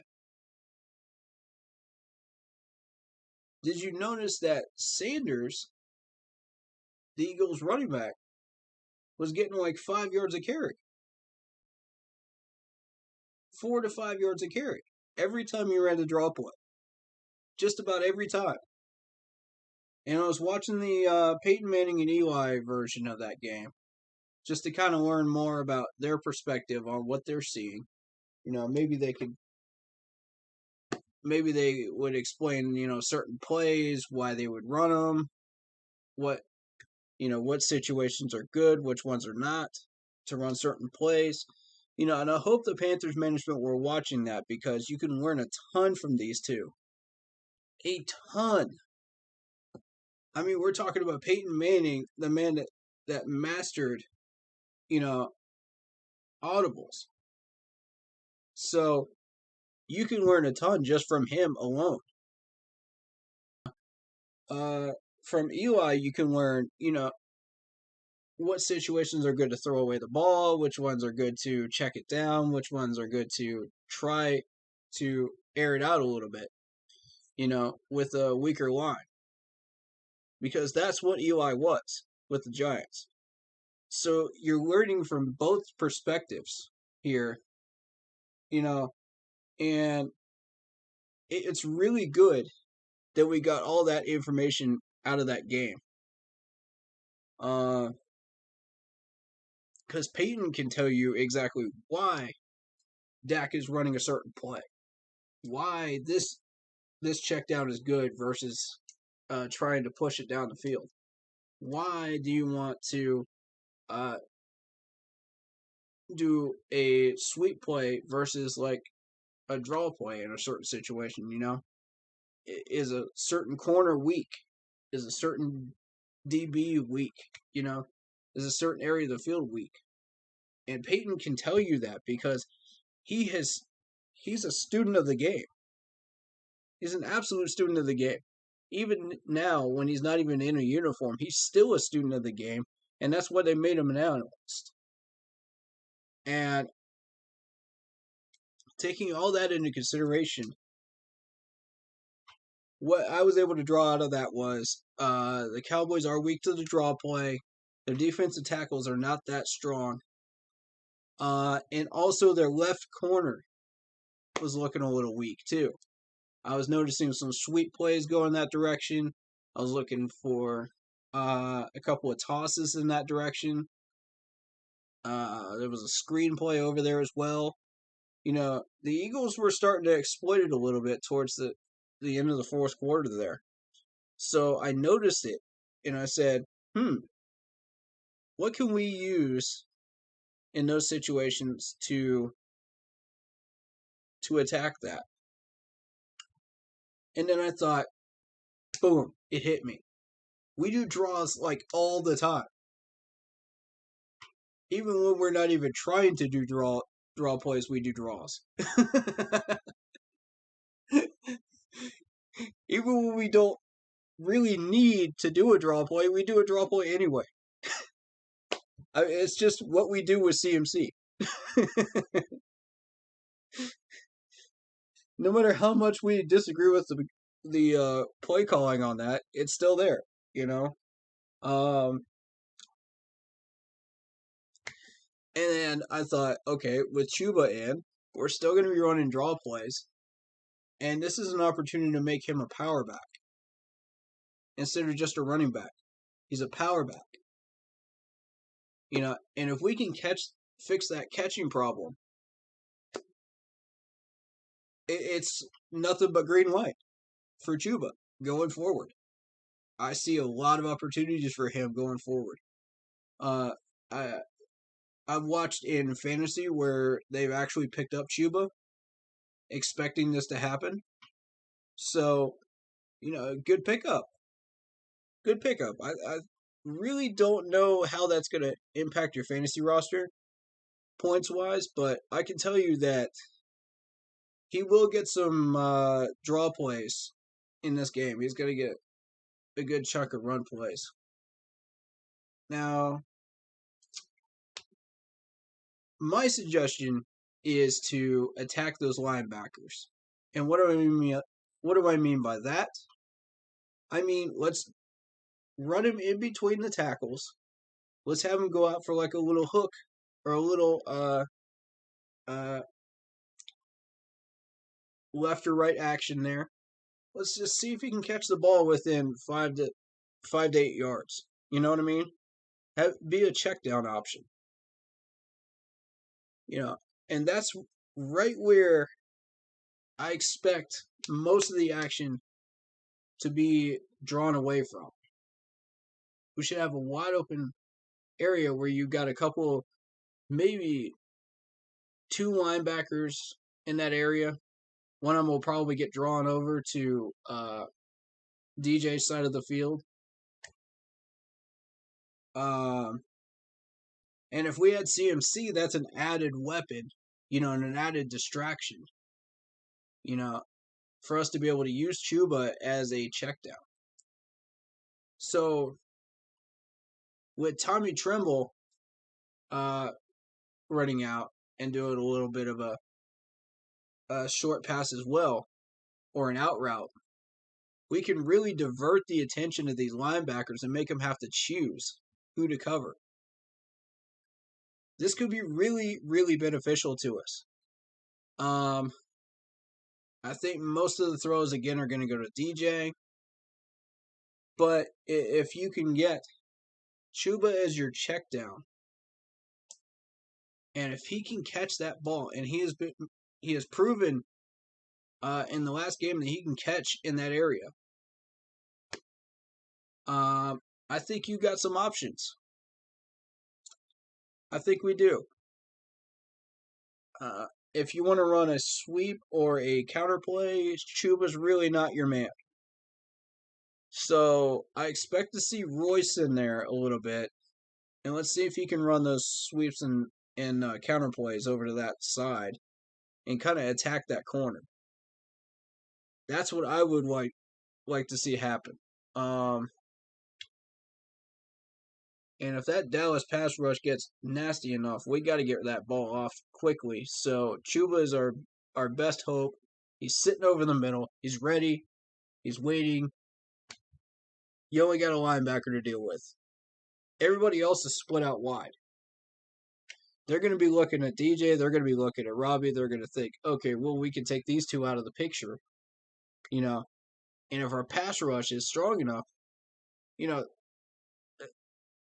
he's got nowhere to go. Wrong. He's got Chuba for a check down over the middle. Now, granted, that's going to be 5 or 6 yards. He'll also have Tommy Tremble as a check down as well to the outside, either left or right. There's options right there. We just got to take advantage of them. And frankly, we don't want to draw attention to that left side corner, because once they see that on film at halftime, they'll know that that's their weakness, if they haven't figured it out yet. I don't think they have.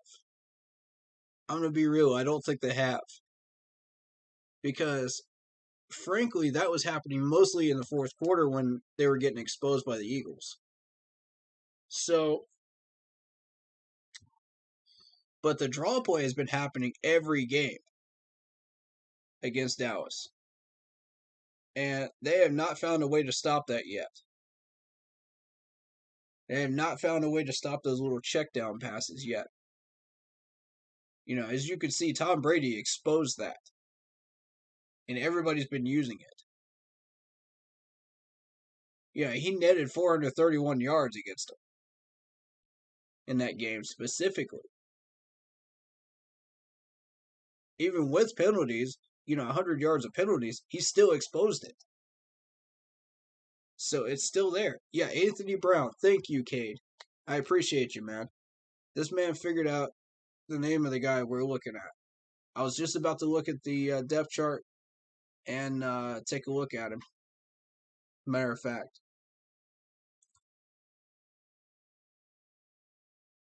But I think Cade is correct on this one. Anthony Brown is the guy that we need to be attacking.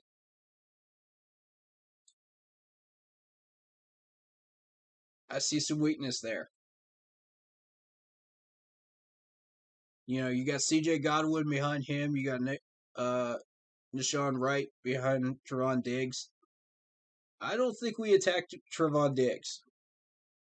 Trevon Diggs is going to be on Robbie. Now, Dallas might get lazy and think, well, we've got DJ covered. That's their main weapon, right? So let's try to attack him. Let's leave Robbie alone. Let's leave him one-on-one on our island and see what happens. This is where Robbie's going to hurt you. This is where Robbie is going to hurt you if you're a Dallas defensive player.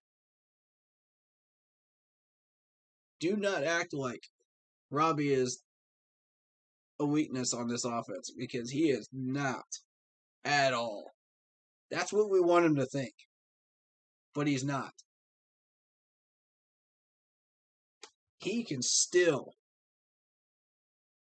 absolutely burn you if you let him have a one-on-one. The thing is, we're just not throwing to him. And you got to think with Trevon Diggs on him, it may not happen as much this game. I'm thinking they target Robbie maybe 3 times, 2-3 times. And they'll figure out, okay, well, Robbie's covered. We'll just focus on DJ. Bad idea, Dallas. This is where you're going to get hurt. I'm telling you. Robbie ain't no joke. And they're about to find out if they keep doing that.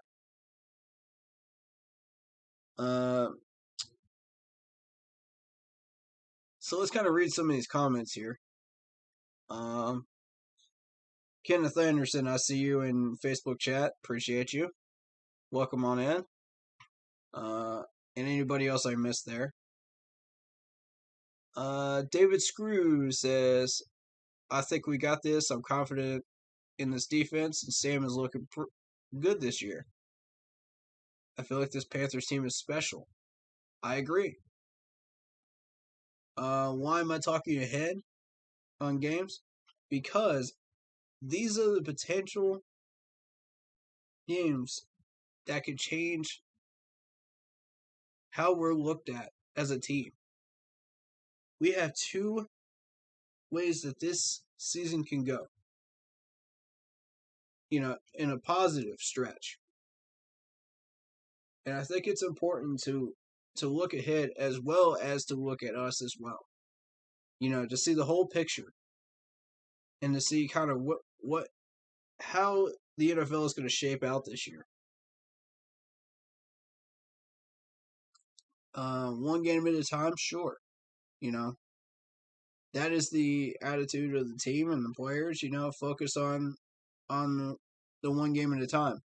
But we as fans and me as a YouTuber can afford to do this, and project ahead and kind of look at the whole picture and see what we're going to be facing. And when you look ahead and you look around at the entire league, you can get a fuller picture of what you're going to be facing next or later on. Now, granted, that could change any given week, but it is important to look ahead at certain points. The Packers are good. Well, they got exposed in that first week, but the Packers as a whole might be good, but Rodgers is kind of a little shaky. And teams are starting to pick up on that. I'm telling you. Keep watching. All right, so the Dallas offensive coordinator takes what is given. If you play the rush, they will move to the pass. It's a very good offense. Yeah, absolutely. Elliott's not getting past 60 yards. I don't see it. Dallas defense is very turnover reliant. As a Dallas fan, I'd tell you to throw towards Anthony Brown, and he is trash. Diggs will gamble a lot and try to get his hands on the ball. All right. I agree with that. Diggs has always been an aggressive corner. So, from my knowledge of Trevon Diggs and watching him play, this is what he does. So, Anthony Brown is who you're talking about. Yeah, I'm a Dallas fan, and that's how I know that man is not very good at all. I like the Panthers defense, and I'm not sure about the offense, though, to be honest. Unlike most Dallas fans, I think this is going to be a very tough game. I agree, man. I think it's going to come down to the wire. It's going to be our offense versus their passing offense, is what it's going to be. Which one's better? And I think with that game plan of using Chuba as kind of the centerpiece for checkdowns, we may actually have a shot. I see an opening here. I don't know if that opening is going to stay there or not, though. I think y'all get at least 28 against us. Just passing alone. I mean, that's a nasty offense, wide receivers wise. We may be able to limit it down to 21. If we can do that, we're in control. But for how long? If our defense has a classic case of the stamina issues, like they do in the third quarter every time. I don't know, man.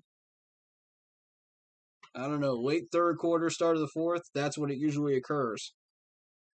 So, I'm thinking 7 on the board then for Dallas. But if we can hold them early, and we don't give up a touchdown in the middle of the second quarter, then we should be okay. We should be okay to make this a really tight game. And if we use our weapons correctly, and I think watch out for Dalton Schultz. That's a player that nobody's really paying much attention to, but he's 6'5", 244 pounds. This is a big dude. He's from Stanford. Christian McCaffrey's alma mater. And he had 6 catches for 80 yards in that last game and 2 touchdowns. So do not ignore this man. Don't think that he's just, he's part of the offense. We won't worry about him. We need to focus on CeeDee Lamb and the wide receivers. No. The second you start 100%ing on them, here comes Schultz. So, we need to keep an eye on him. He had 63 receptions for 615 yards last year and 4 touchdowns. This is not a guy we should ignore. Is he a major threat? No. But should we ignore him? Absolutely not. Because if we ignore him, it's to our detriment. So, that's one name that popped off to me when I was looking at that depth chart.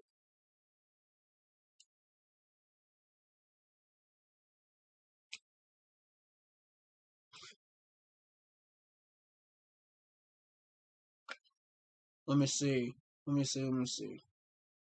Dalton can catch, but all the tight ends on Dallas can't block. They can't even get in the way. Interesting. So if we see one of those types of plays, we could shut it down. Got it. Okay.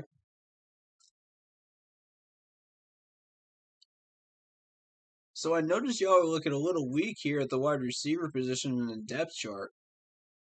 I'm not impressed with Noah Brown. I'm not impressed with Fioko here. I hope I pronounced that correctly. And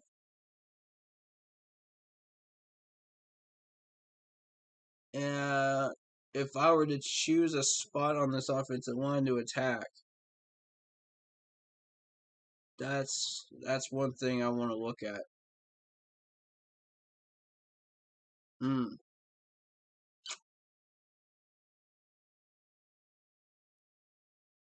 Honestly, y'all have some good offensive line depth, but how strong is that offensive line, though, when it's really, really tested? And the Rams tested it last week.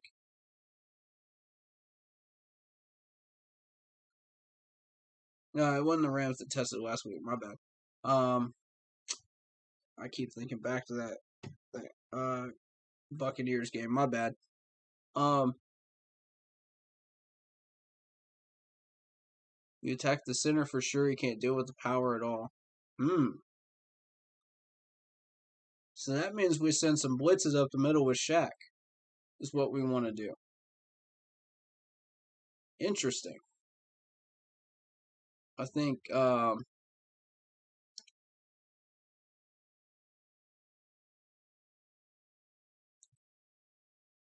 okay, I'm noticing Connor is being doubled here on this list at both guard spots. So, frankly, they really believe Connor can be a utility man at guard. That's interesting. Or a center.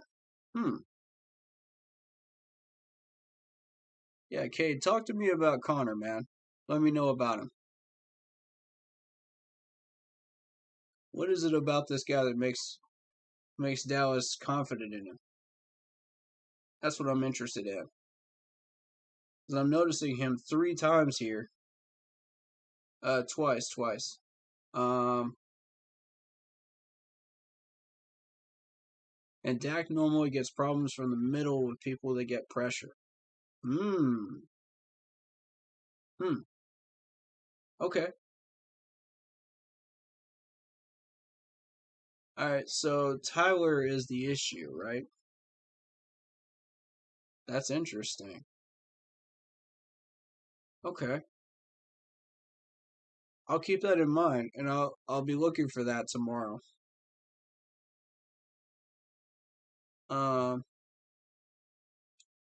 Connor is also very underpowered, and he was drafted out of college to be a right tackle. Was he really?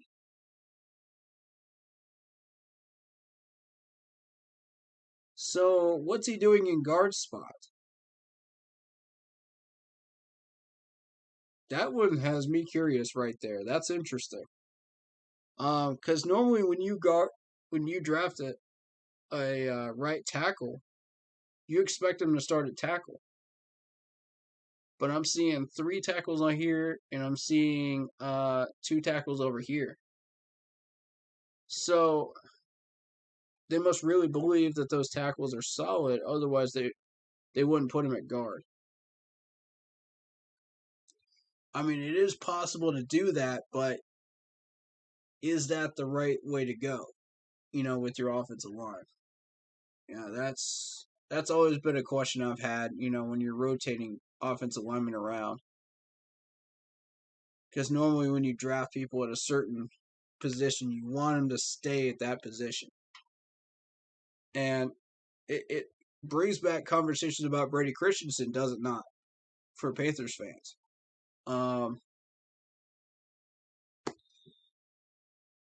Because we still had people wanting us to put him at, they weren't sure what to do with him.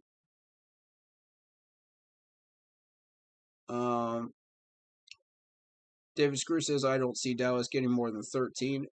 I do. Dak's a dangerous quarterback. Don't underestimate him. And CD's good, too. Gut feeling on that one. Okay. We'll see. We'll see. Hopefully you're right. I mean, I disagree at this point, but we'll see. If you do get it right, I will give you full credit, man.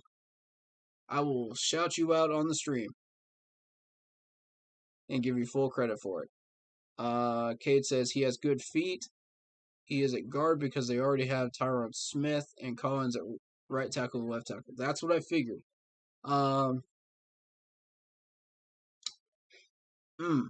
Okay.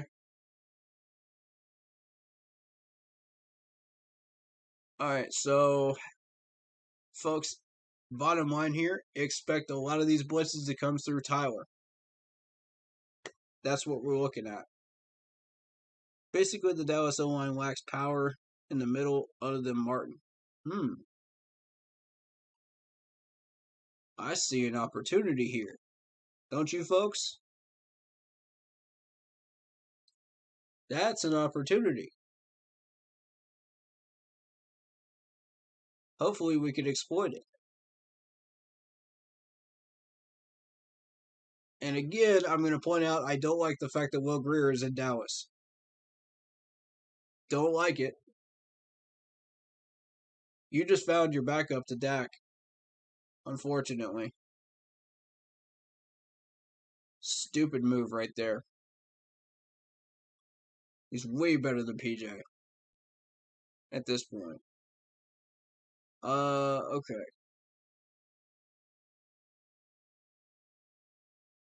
So looking at this defense, I'm looking at the linebackers now. Micah Parsons, Indirash has been around for a while.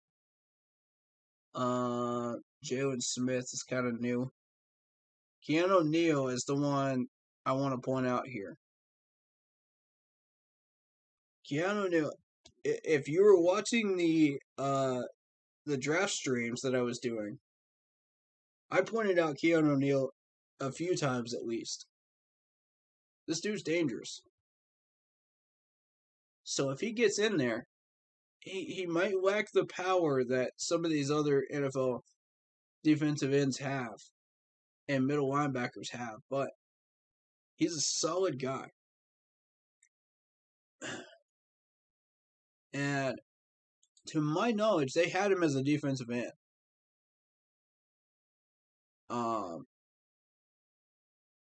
In the draft projections.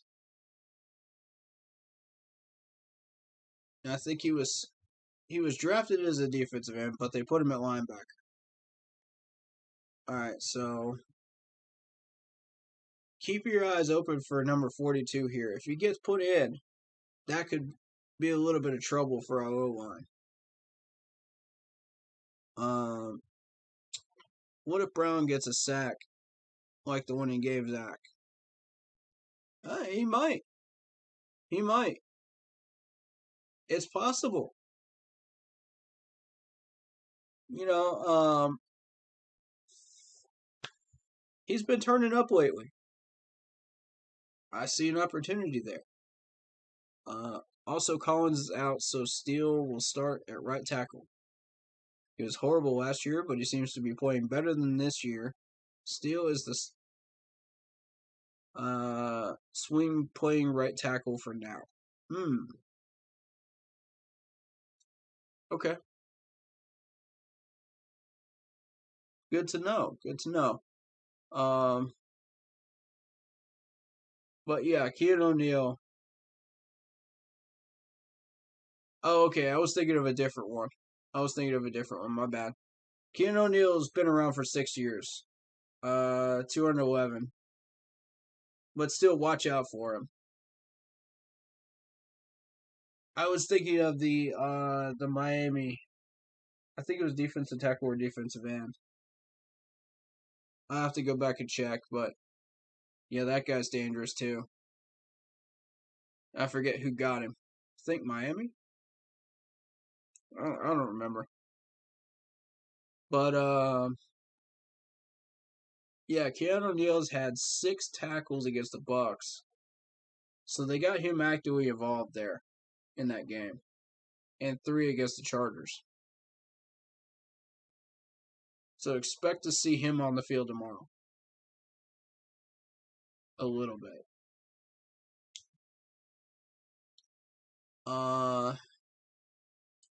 Who else do we want to point out on this depth chart on defense? Jabril Cox.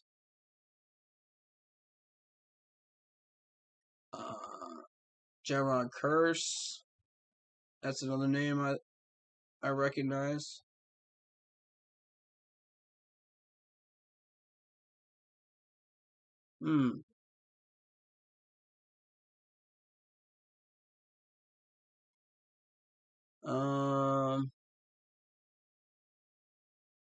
How good is your secondary? That's what I want to know. Neal is out with COVID, and I believe he is still on the COVID list. Ooh. Okay. So we won't see Keanu Neal. Good. That's definitely helpful. David Screw says if we win, Skip Bayless is going to be crying. You are not lying, my friend. It looked like it was painful for him to say anything positive about us.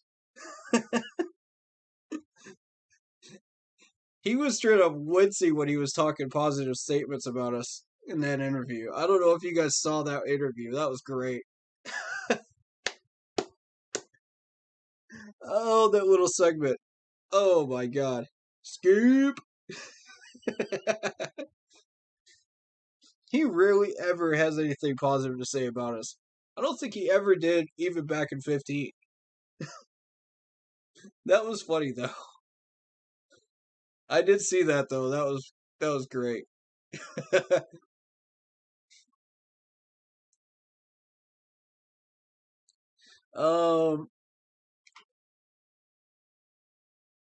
So yeah, how good are your safeties?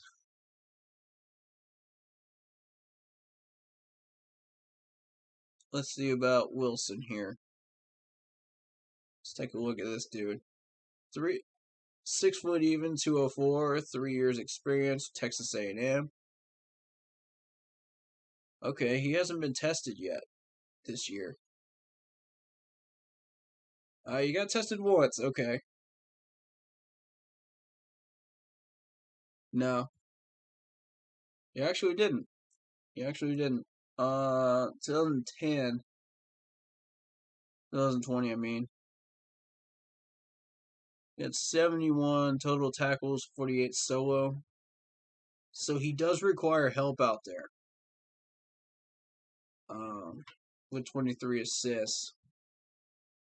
But he can also blitz you as well, 3.5 sacks. Okay. 3 forced fumbles. Ooh, excuse the yawn. Let's see. But the opponents recovered 2 of those fumbles.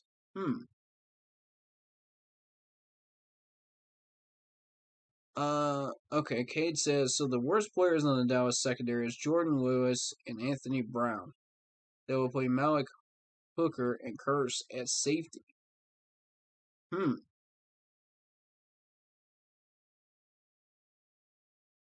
Alright,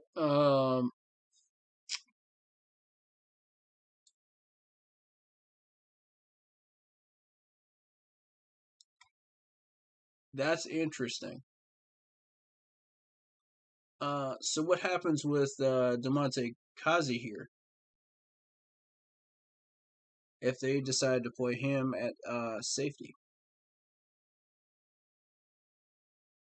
That's what that really says to me.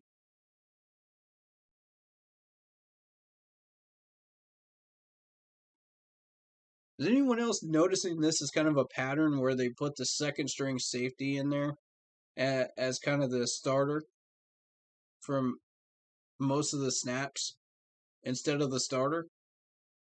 That's a weird trend right there. I don't know if most teams do that or what's going on with that. Or is it just these two teams?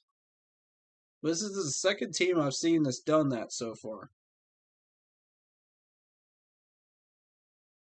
Yeah, he also rotates in with Wilson. Okay. Yep. Okay. I see. So it's rotational.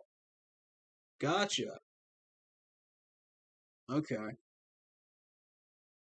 I have basic knowledge of defense, but I'm still learning some of the aspects of it.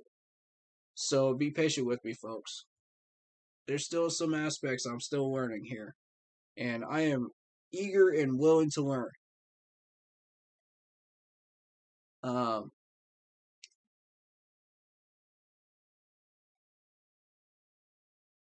I'm also lucky to find somebody that understands NFL contracts. So if you guys understand NFL contracts, feel free to hit me up. And I am willing and eager to learn anything that you guys have to teach me about that stuff. Because I'm looking for somebody that's well versed in it that will come to my chats often. And I will definitely get you in here on video chat here so that you can kind of explain some of this stuff to everybody on streams. And I would definitely not mind spending like an hour of stream on that every stream. Would be fantastic. So we could all learn a little bit more about this stuff. And defense-wise, same thing. If you guys feel like teaching me some stuff about defense, defensive coverages, any types of stuff like that, please do hit me up and feel free to throw them in. If you don't worry about it. But if you do, feel free to let me know, and we'll get you in. So,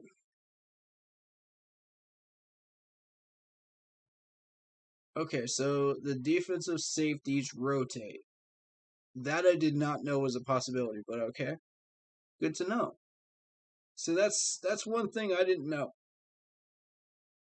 One thing of many. How solid is Greg as a kicker? Do y'all have confidence in Greg?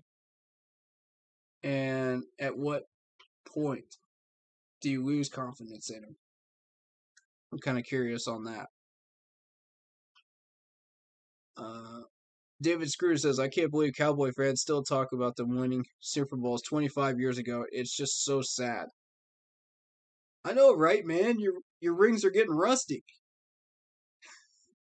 They're planting trees around these things, man. Because they got so much moss on them.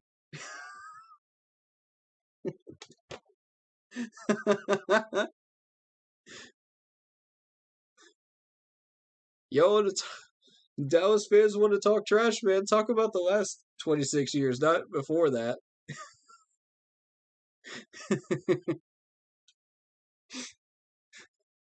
Man, I'm not going to be that type of YouTuber, though.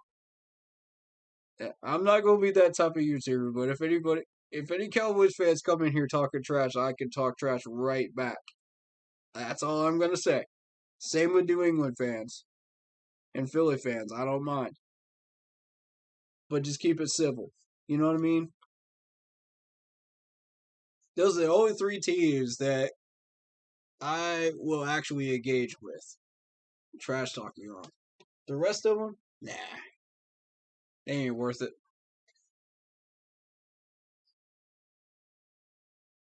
But, okay. I might get a Carolina Panthers. My boy, David Screws. You're going to love this guy. He is always coming in here and entertaining, man. I love it. I love it, bro. I love it. A Panthers cowboy hat. Oh, that's funny. Oh, I love y'all, man. Y'all are awesome. Alright, so always a great show, man. Thank you so much. We appreciate you too, dude. Hey. Okay, Cade says I'm lost with the cap stuff and all the logistics of that. Yeah, same. I know some about the cap. I can kind of follow along if people are having conversations on that. But it's when you start talking bonus money and all that stuff and dead cap, that's where I kind of get, you know, if I had to try to make some of these contracts, I would fail miserably at it because I just don't know enough. I have no confidence in Greg's leg at all. Wow. Like, what distance is the safest, do you think, for his kicks? That's what I'm wondering. I mean, if we put things into perspective about rings, only like 13 teams have won Super Bowls in the last 25 years. True.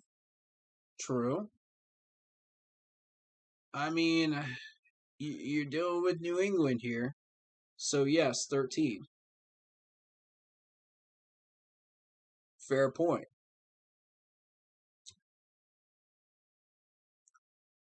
But,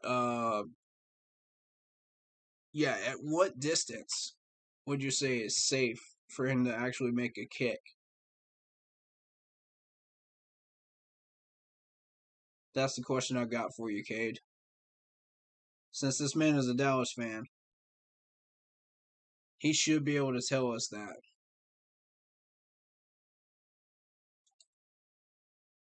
Greg can hit a 50-yard field goal every time, but he can't hit an extra point. Interesting. Wow. Okay. He did miss that extra point against the Eagles. He missed that extra point against the Buccaneers.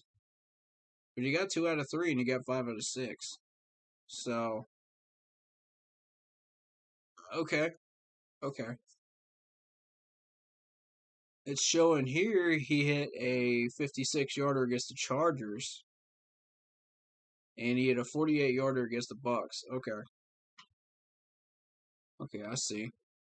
He hasn't really been challenged a whole lot, though. That's the thing.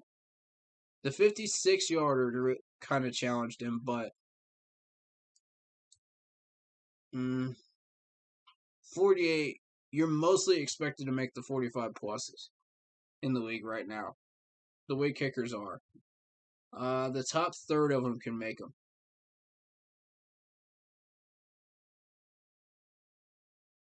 So I don't know, man. Those percentages look pretty solid to me. Except for this year. 5 for 7. Yeah, give or take. For his whole career, 96.5.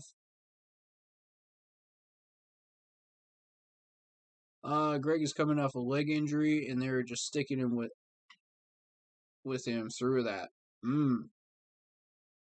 Okay. Well, hopefully that leg heals up, man. Hate to see players injured, and when we play teams, I like to see us beat them at their fullest potential. You know what I mean? Because it shows how strong we actually are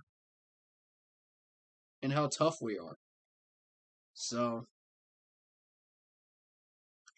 with both of our teams at full strength would be really, really fun to see who pulls it off, without injuries. I would like to see that for sure. Okay.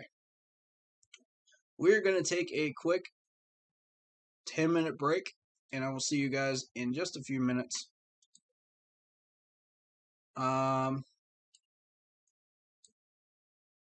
But definitely enjoying this stream so far. If you are too, hit that like button, hit that subscribe button, hit that bell, select all, leave a comment down below if you haven't already. No matter what team you're from, we welcome everybody in. And it's all inclusive here, and we all love you guys, man.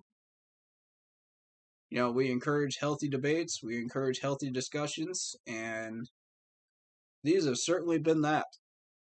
I'm very happy with how this stream is going so far. So, thank you very, very much for coming in and giving your insight, Cade. Hope you can stick around a little longer after the break. That would be great. Alright, so I'll see you guys in a few minutes. Stick around, 10-minute break. Thank you very much.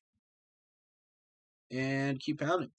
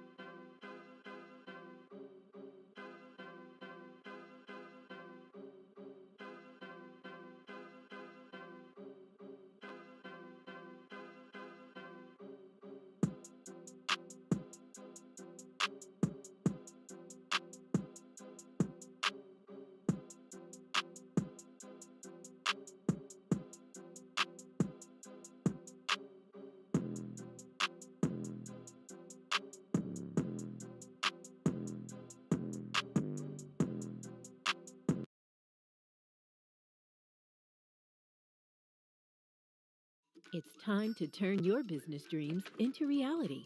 Get ready to form your own limited liability company, or LLC. But wait, where do you start? The legal requirements can seem daunting. Zen Business will explain the 5 basic steps of starting your LLC. 1. Select a great name for your LLC, one that no other business uses. Then, 2, you must choose a registered agent to receive state correspondence and legal notices for you in person. 3. File your articles of organization. Once paperwork is approved and fees are collected, your LLC is official. 4. Create an operating agreement. This establishes the important rules for operating your company. Finally, step 5. Apply for an employer identification number to register your business with the government. You must also review tax requirements.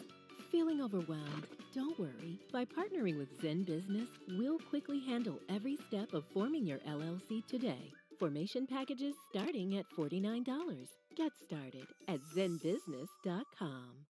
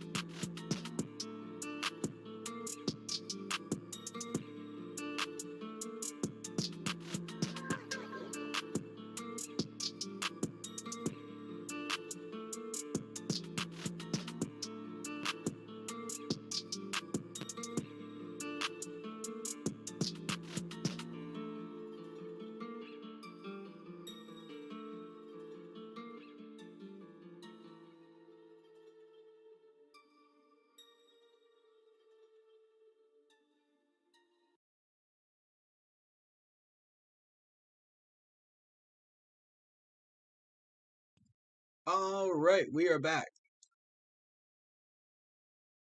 What is up? What is up? What is up? Okay.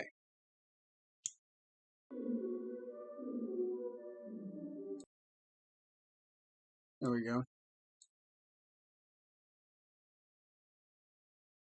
I think we go through some of these box scores, a couple of pressers. We'll dissect those from this week, and we'll also talk about injuries for the last part of the stream. We'll start with injuries first because I think we're at that point where I think it's going to be extra important. Injuries are starting to play a factor now. Starting to become a problem.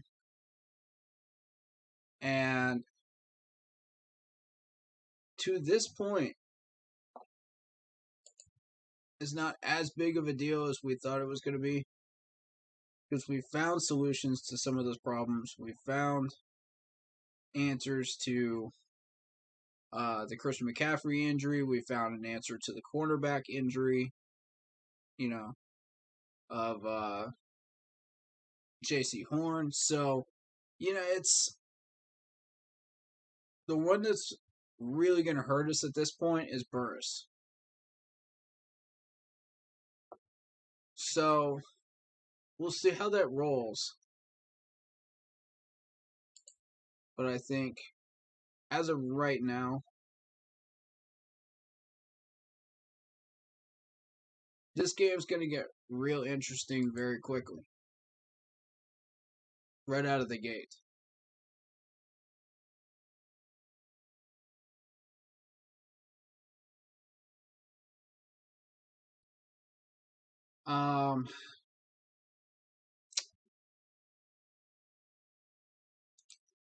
So let's see here. Need pressers. Give me just a moment to get those set up.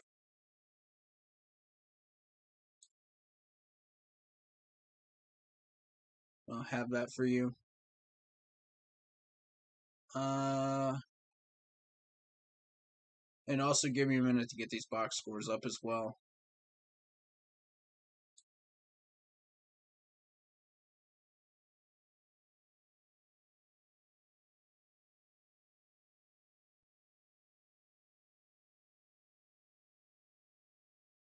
Okay, so far I'm seeing a Brian Burns presser. I don't think that's really what we want. Chuba. The Matt Rule one, yeah. We'll cover the Matt Rule one.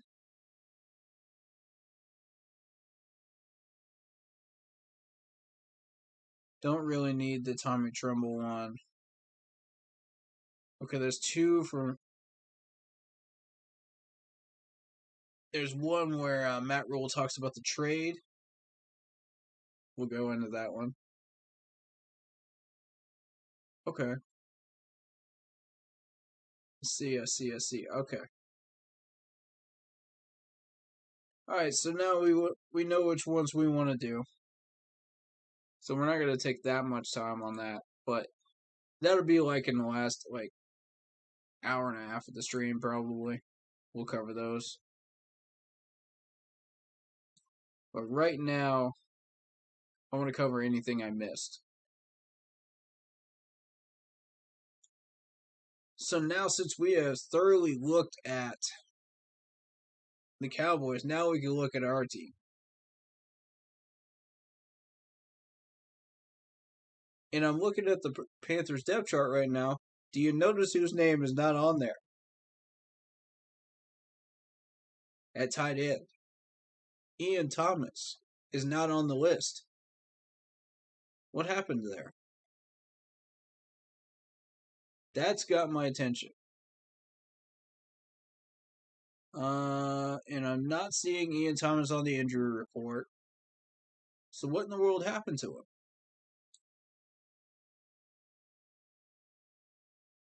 That's strange, isn't it?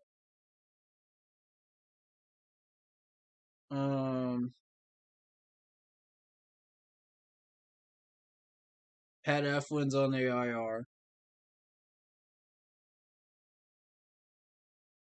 Not a surprise there.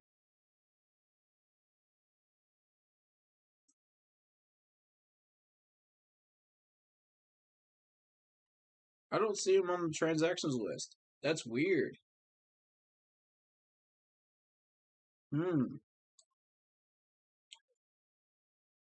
Okay, so since Pat Eflin is out, now you're seeing Dennis Daly come in. And Dennis Daly's doing a solid job.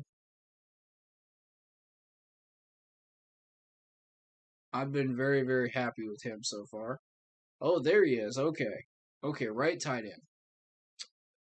My brain froze on that one. I apologize, guys. I just didn't see it. Even YouTubers miss stuff once in a while, man. It happens. We're all human. But I got faith in all of these backup linemen here. I got faith in all of them. So if we get into any trouble, I like them all.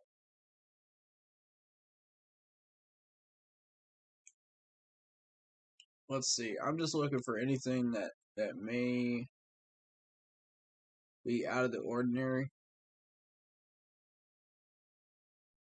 No. Same stuff as I've been seeing all week. Okay. That's what I wanted to know. Alright, so let's take a look at this injury report real quick. We're going to take a hard look at this.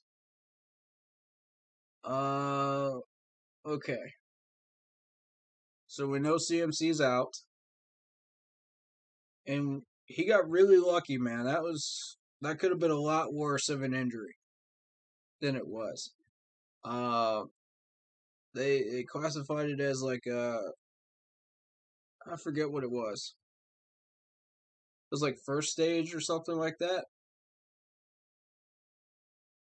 First stage hamstring injury. Yeah. Not a big deal. But it does put him out for the season though. So we got Gross Matos, who is doubtful, limited practice on all 3 days.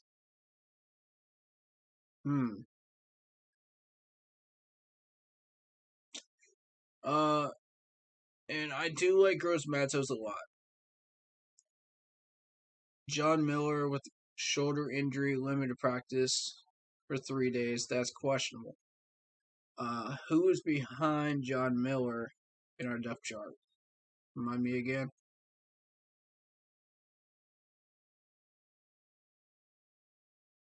That is Dennis Daly, who's already starting over at left guard, so it would be Deontay Brown. Okay. We're okay. Not a problem there. So if he does not play, we're fine. Terrace Marshall Jr. with a thumb injury, full practice. CJ Henderson, full practice. I didn't know he had a groin injury coming into this. Oh.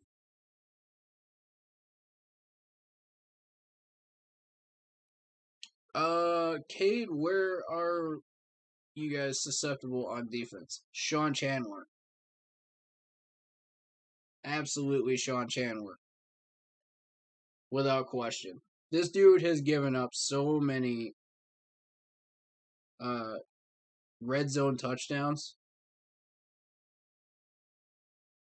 It's actually disgusting. In preseason, and he just gave up one against the Texans last week. He looked bad on that one series against the Texans last week. Where he just looked lost, confused, had no idea what he was doing. And maybe that was a Phil Snow coverage call on some of those. But he really did look bad. And you don't want him in on goal lines situations because he will overshoot his gap and it'll just be a walk-in touchdown for the running backs. In preseason game,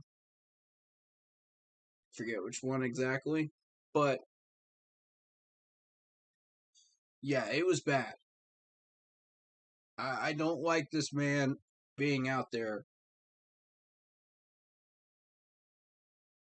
I feel like Hartsfield was better, and the problem is Hartsfield is injured. So,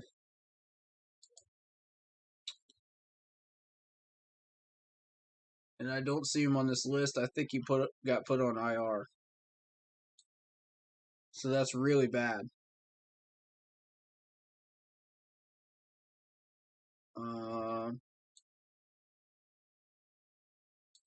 Okay, transactions. Yeah, transactions. So if Hartsfield got put on IR, it'll show up here.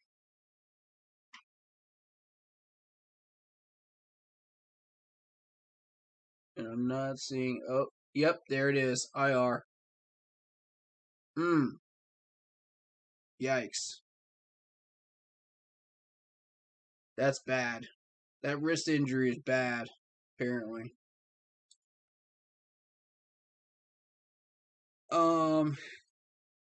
But yeah.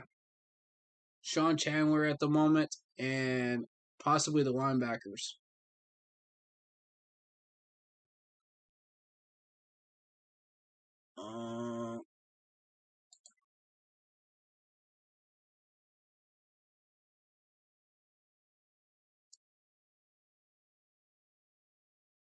Send me another guess for you. Requesting. Give me 1 sec to report a LD here.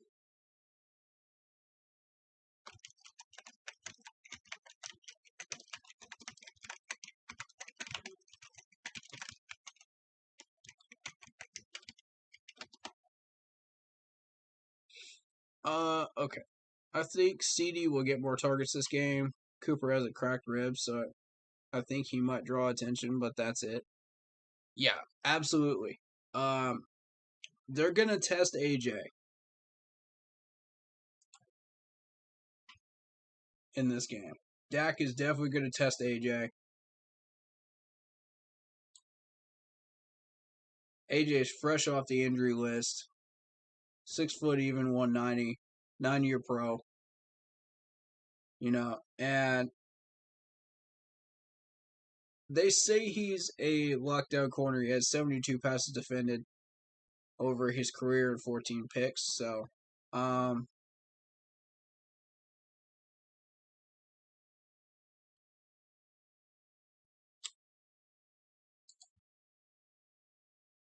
me check something. I think the Facebook stream went down.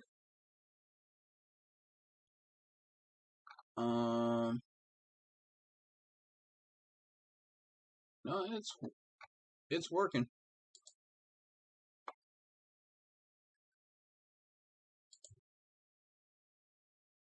Give me 1 sec to help this dude out real quick. There we go.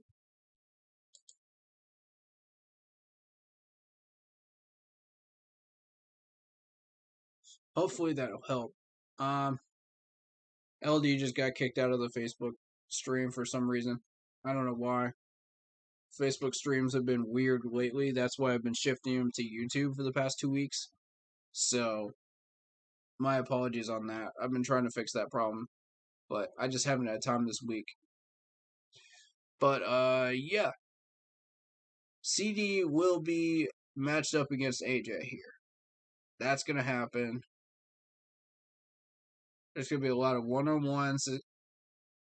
Because Burris is not there anymore and Chandler's in, he may get left on an island one-on-one, which is going to be bad unless you can give him some help over there.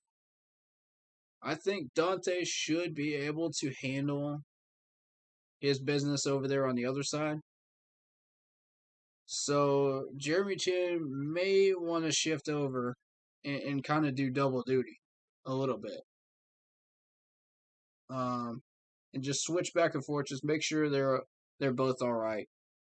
You know, give them some help every once in a while if AJ has any trouble over there.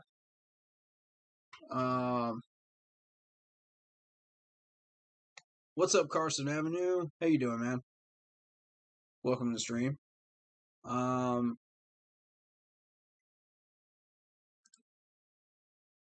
Yeah, the Facebook stream's working.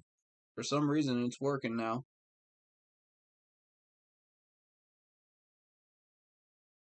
That's been really weird. Okay, so moving on. I did not know about CJ's injury coming into this trade, though. Phil Hoskins, non-injury related, did not practice limited practice. So hopefully that's all right. Everything's good there. Well, we should see him if everything goes well. Cameron Irving with a knee injury, full practice. So he'll play. Yeah, welcome back, LD. Hopefully the stream doesn't crash on you again.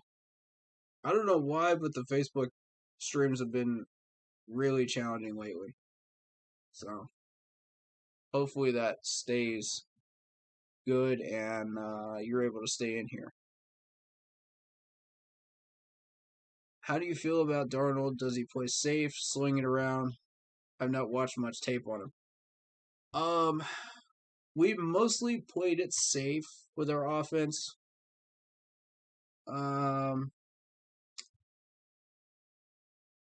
They've been doubling Robbie Anderson off and on. But it's a little bit surprising that he only has 5 catches thus far.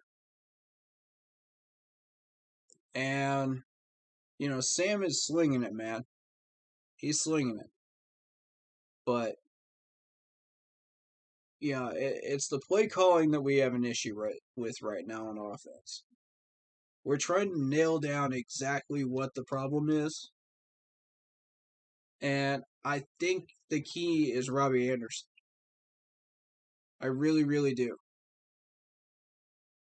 Because if you give this man only 5 catches, as explosive as he is, and you kind of take him out of the offensive play calling, you're going to get in trouble.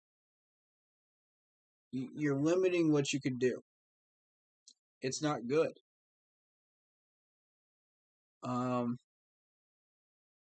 But he's mostly relied on Christian McCaffrey as kind of that safety net for a good chunk of that time, and that's why CMC has gotten so many touches and reps, way more than he should. You know, that's the whole reason we drafted Chuba, is to kind of take away from that a little bit and kind of ease the burden up on him so he can go out and catch some of these balls instead of just run 3/4 of the game. Kate asked, what do you think was the issues with Darnold in his previous teams? Just bad teams and no support? Oh, yeah. Jets are horrible. Jets are horrible. They have treated every player up there horribly. Cade, if you want to get technical with this, the only reason you would want to get drafted by the Jets at this point is just to get a bag of money. Frankly. That's really all it is. If you want to get a bag of money, Jets are your team. If you want to actually play competitively, you want to get drafted anywhere else, or traded anywhere else, or picked up by anybody else. And the Jets management has been so bad over the years. I'm honestly surprised that, and this dates back for years. The smartest decision I've seen the Jets make over the last 20 years is probably Brett Favre.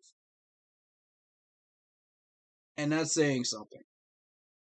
If you really break it down, Brett Favre was able to push them a little further, but not far enough. You know, and that shows you what Brett Favre was capable of doing back then, even in the last couple of years of his career. But even he wasn't able to resurrect the Jets. That's just how bad they were. I will say this. I liked, there was a specific corner they had back then. That was really good. And then we kind of stole all their most recent good players. So basically, they're left with a pile of garbage, really. Nothing tradable, nothing that they can do anything with, just nothing. And what I would suggest is that they just start from scratch. Just fire the management crew and just start from scratch. Because the Jets are just so bad right now. And we made that trade for Sam Darnold believing that we could give him a fresh start. He had no line in New York. He had no receivers really except for Robbie. You know, we took Robbie from him. So it just went to heck from there on for the Jets. And it's just, they've never been able to recover. So, honestly, I'm somewhere in between. I kind of feel bad for them, but also they're getting what they deserve because they have terrible management. And if you make terrible decisions, you're not going to go anywhere. Just point blank. The fact that even the Bengals are now 3-1 at this point is embarrassing if you're a Jets fan. And I don't mean to throw the Jets player fans under the bus, but you know, I kind of feel bad for y'all, man. Y'all are just getting left behind.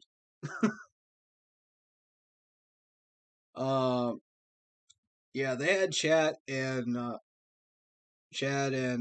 Butt Fumble. Yep. Rex Ryan had a few good years in there defensive wise. Yeah, true. But even Rex had the smarts to know I shouldn't be sticking around with this management. You know, there are bigger and greener pastures for me to go to. You know, so, you know, Rex Ryan went to the Bears and the rest is history, right?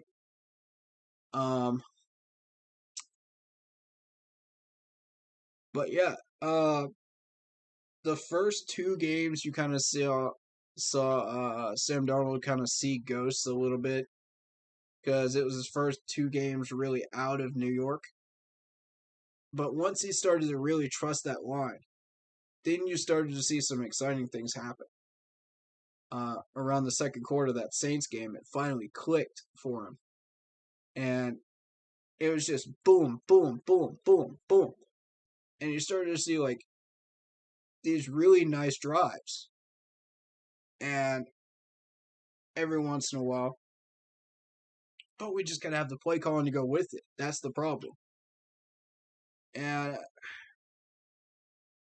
I wonder if Joe Brady is inventive enough to kind of stretch that playbook out and open it up a little bit. You know, you can only open it so far because we don't have CMC, but you can still do a lot with Chuba. There's still a lot of options. And, yeah, I think the Jets still have Crowder if they can ever get him back.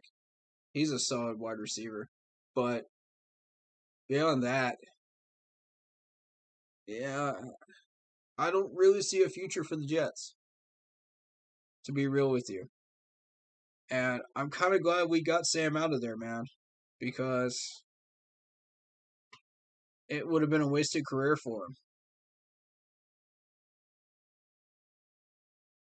And as I've said repeatedly, the Jets always pick the wrong quarterback in the first round of the draft. Every year. It's consistent.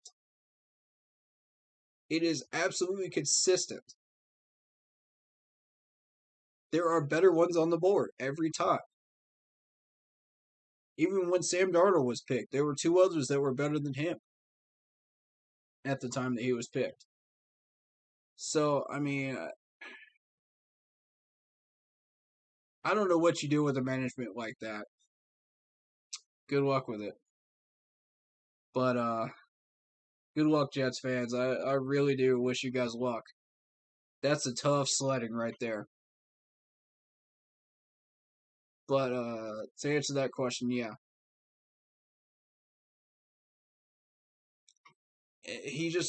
Sam was looking bad when he had that offensive line that he just did not trust up there. And it was just constant checkdowns. You kind of feel like Trevor will have a wasted career with the Jags also. I disagree with that. If you've been watching Trevor, don't count this man out yet. I'm a Clemson fan. Okay, I've seen this dude play. I've watched him during the spring game back in 2019. I don't remember if I actually met him or not. I don't think I did. I ate all the wide receivers and offensive linemen during the signing day, so I don't think I actually met him. But as far as I know, he's a great guy though. But he's very determined to win. That's what I do know about him, and he will do whatever is necessary within legal, within the rules, and he'll play his heart out for you. So the Jags got a great guy. It really breaks my heart that he didn't have Etienne with him this year, but hopefully next year, man. That's a great 1-2 combo. Watch out for that next year. Don't count Trevor out yet.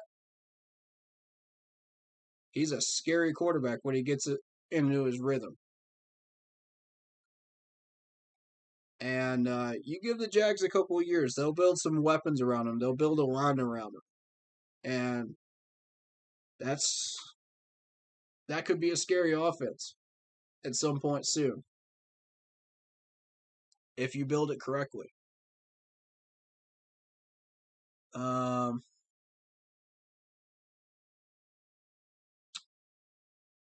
no, I don't believe that's going to be a wasted career.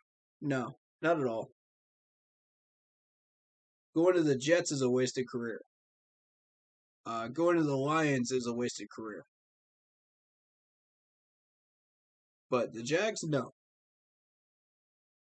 Every few years, they turn out some really good players. You look at Blake Bortles, the one year that he went to the Pro Bowl, guess who his quarterback coach was? And that quarterback coach, Ken Dorsey, came over to the Panthers in 14 and 15, and look what he did with Cam. So, I don't consider any career over in Jacksonville wasted at all. I see it as an opportunity, but it's a lower level opportunity. Getting back to the Panthers, you got Cameron Irving with the knee injury here. I think, we'll see him play. Shaq, we'll see him play with the back injury. He's been dealing with that back injury a few weeks now. Shi Smith, not injury related, is not going to play again. Now, wait a minute. Non-injury related. What in the world? Whoa. Back up. Non-injury related. What's going on with Shi? If this dude didn't have an actual injury, then what the heck's going on? Y'all got me confused with this injury report, man. Come on now. Don't do this to me.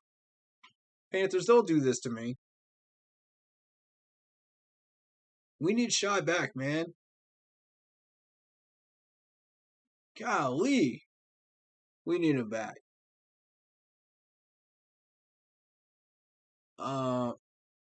Yeah, but I feel like the field guys always tend to leave them. The Jaguars, yeah. It's the Jags have kind of turned into sort of an NFL player mill, if you will. They just kind of go through there and then they start having a better career. Which, I mean, that sucks, but at the same time, it can be good too. Because if they start having a career in Jacksonville, whoa, wait a minute. Hold the phone. Let's build around these players. If Jacksonville's management thinks, okay, well, maybe we could do something with this player. And drafting Trevor and Etienne in the first round was the most brilliant first round I've seen of Jacksonville in a long time. Brilliant first round. I give them props, man. They recognize what success is and what it looks like and what they can possibly do. Credit. Yeah, that's really weird about Shy. Exactly, man. What in the world has been going on with Shy the past few weeks then? If the man's not dealing with an injury, then what the heck's going on? Panthers fans want to know. You can't just leave us in suspense like this. Come on, bro. Come on, dog. That ain't cool. That ain't cool, dog. I don't know, man. You look back at this depth chart here, man. Imagine what we could do once Shy Smith gets involved with this offense. If we were able to open up the playbook with Chuba and Shy, and we start getting the ball to Robbie Anderson, and we fix that backup quarterback problem, this team may not be beatable. I'm going to be real with you. This team may not be beatable if you fix all those problems. Come on, man. I don't want to get everybody's hopes up, but I'm telling you, if you can get Shy involved and Chuba gets involved in those checkdowns tomorrow, we got ourselves a nice little offense going here. It's like a little tiny campfire right now, but we got to keep heating it up. We got to keep fanning it in, make it bigger. It's there, man.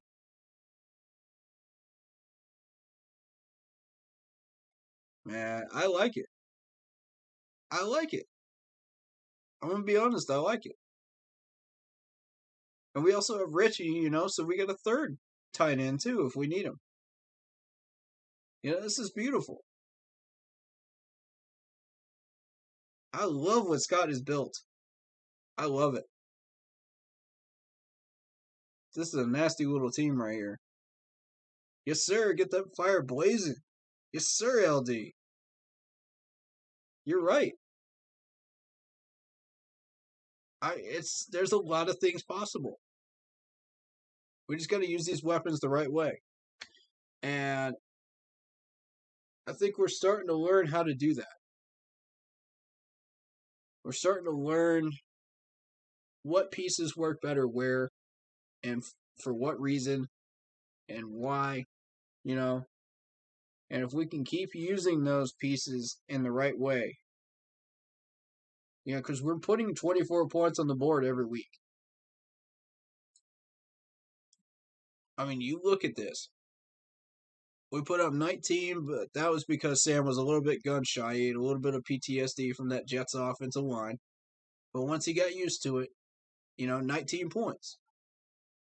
Go into the Saints game. Saints are a little weak. We put up 26. You know? We go into the Texas game. We put up 24. Not too shabby, man. You know, we're looking at like 24 points a game.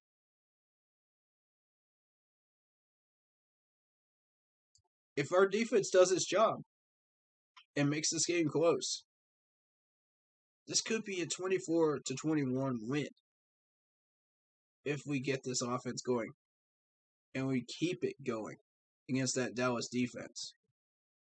It's possible. What I'm telling you is it's possible. But even if we don't come out of this with a win, we'll be okay. We're still sitting on 10 wins. We're still all right. We're still right on track. We still have that safety net in place. It's still there. We don't lose it by losing to Dallas. Because Dallas is a projected L on my board.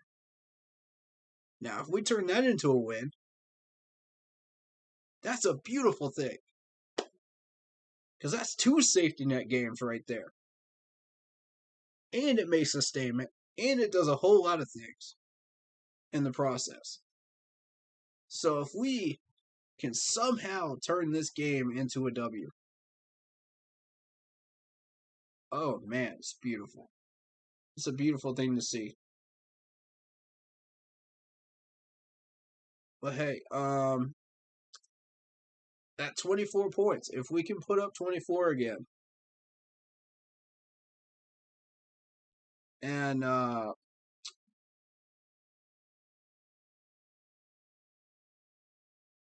looking,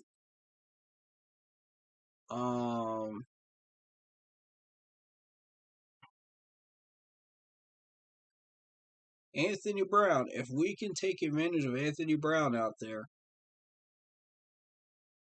and we can take advantage of those Dallas linebackers,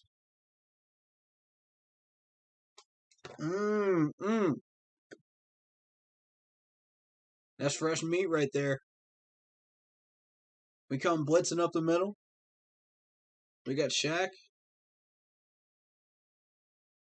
You know, and we're already making some noise on the run stopping right now. So,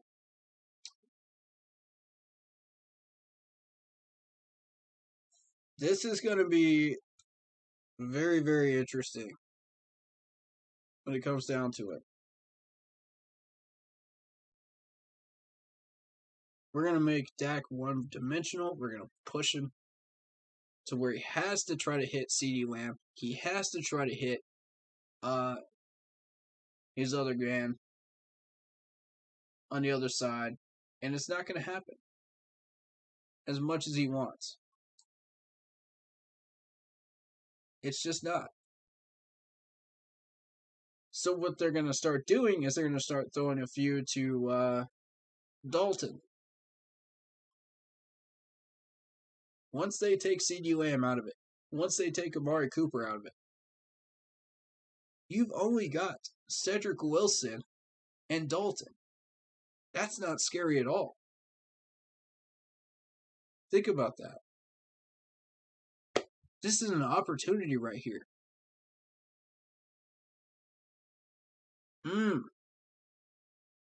What did they say we are in the power rankings? 9th? I'm starting to actually believe that. I'm starting to actually legit believe that. You know, we keep playing like it, we'll start believing it.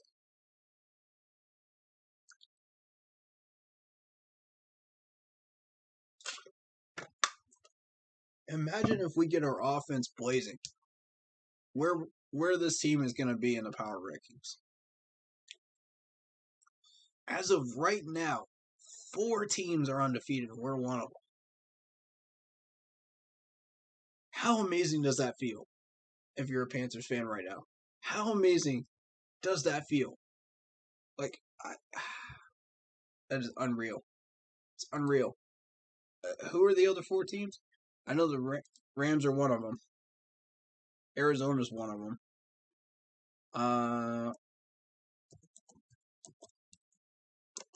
Undefeated NFL teams. Let me see. 2021.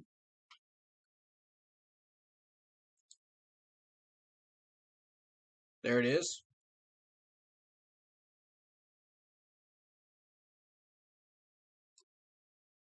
Let's see.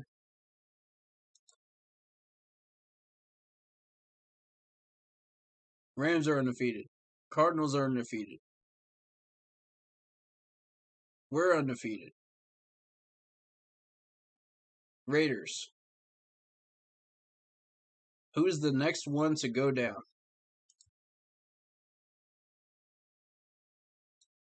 Who's the next one? If it's not us, who is it going to be? I think Raiders stay at 4-0. Let me take a look at these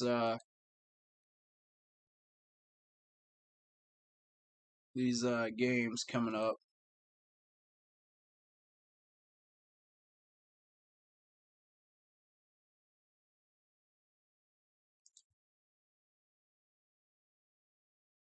Let's see. I don't know what it's doing right now. Is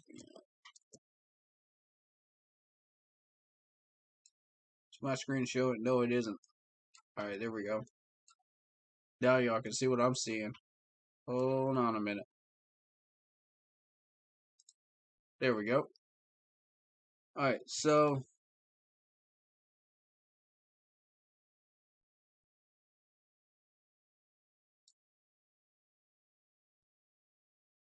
let me get these NFL scores up real quick. Okay, so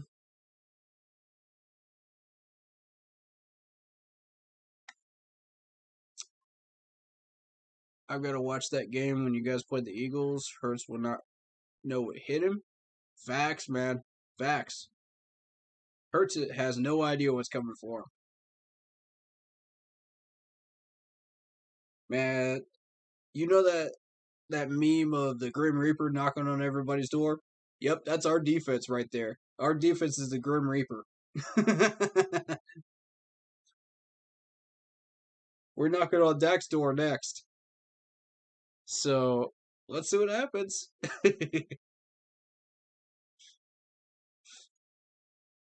But going to stack up the line and cover them boys on the outside without single coverage. Mm-hmm. True.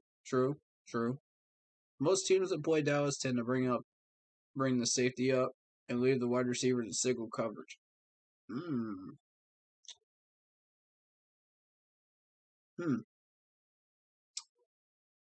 That's true. We do run a few blitzes with Jeremy Chin. So keep that in mind when you watch that game tomorrow. You'll see some blitzes with him. You'll see some with Shaq. You'll see a few with I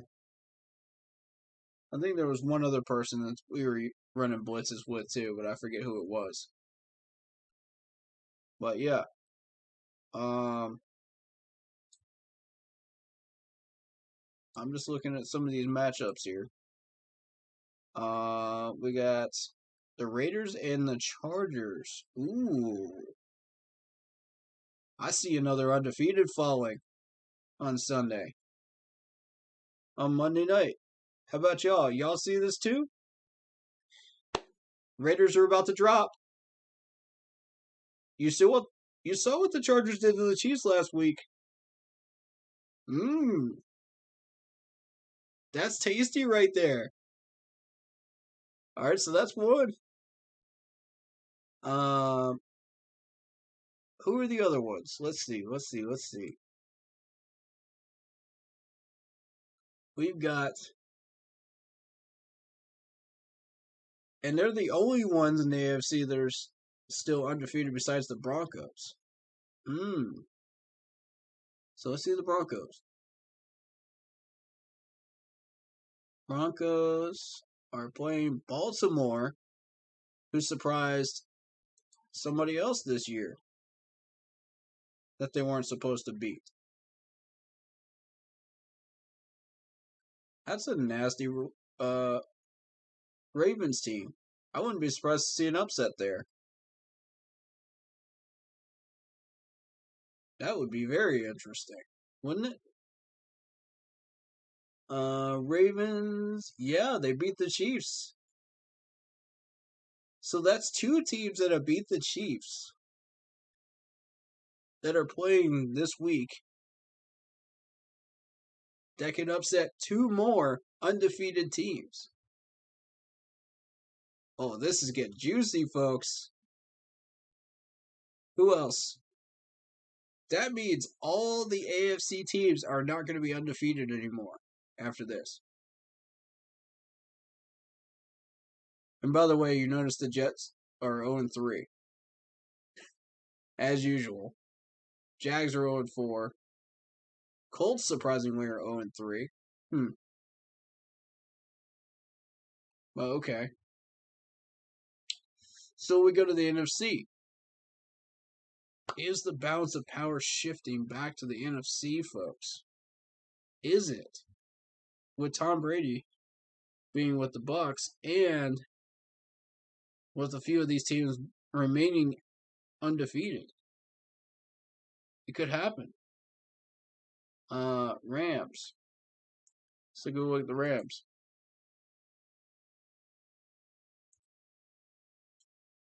Who do they have? Arizona. Ooh, one of those 2 has to stay undefeated. One of them's gotta drop. Look at this. Look at this. Oh my God.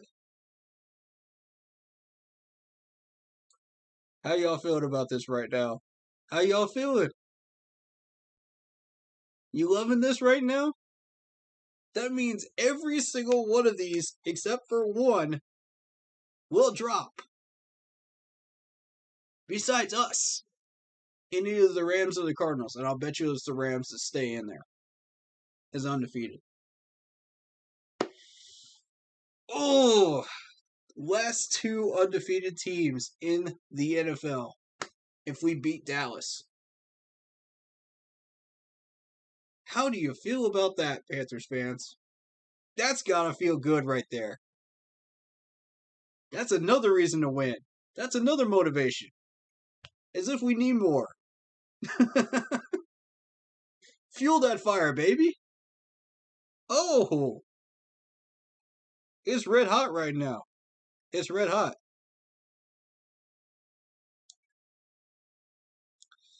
Carolina is playing like a... Carr is playing like a beast right now. Yeah, he is. Carr is definitely playing like a beast, for sure. But that Chargers team, man,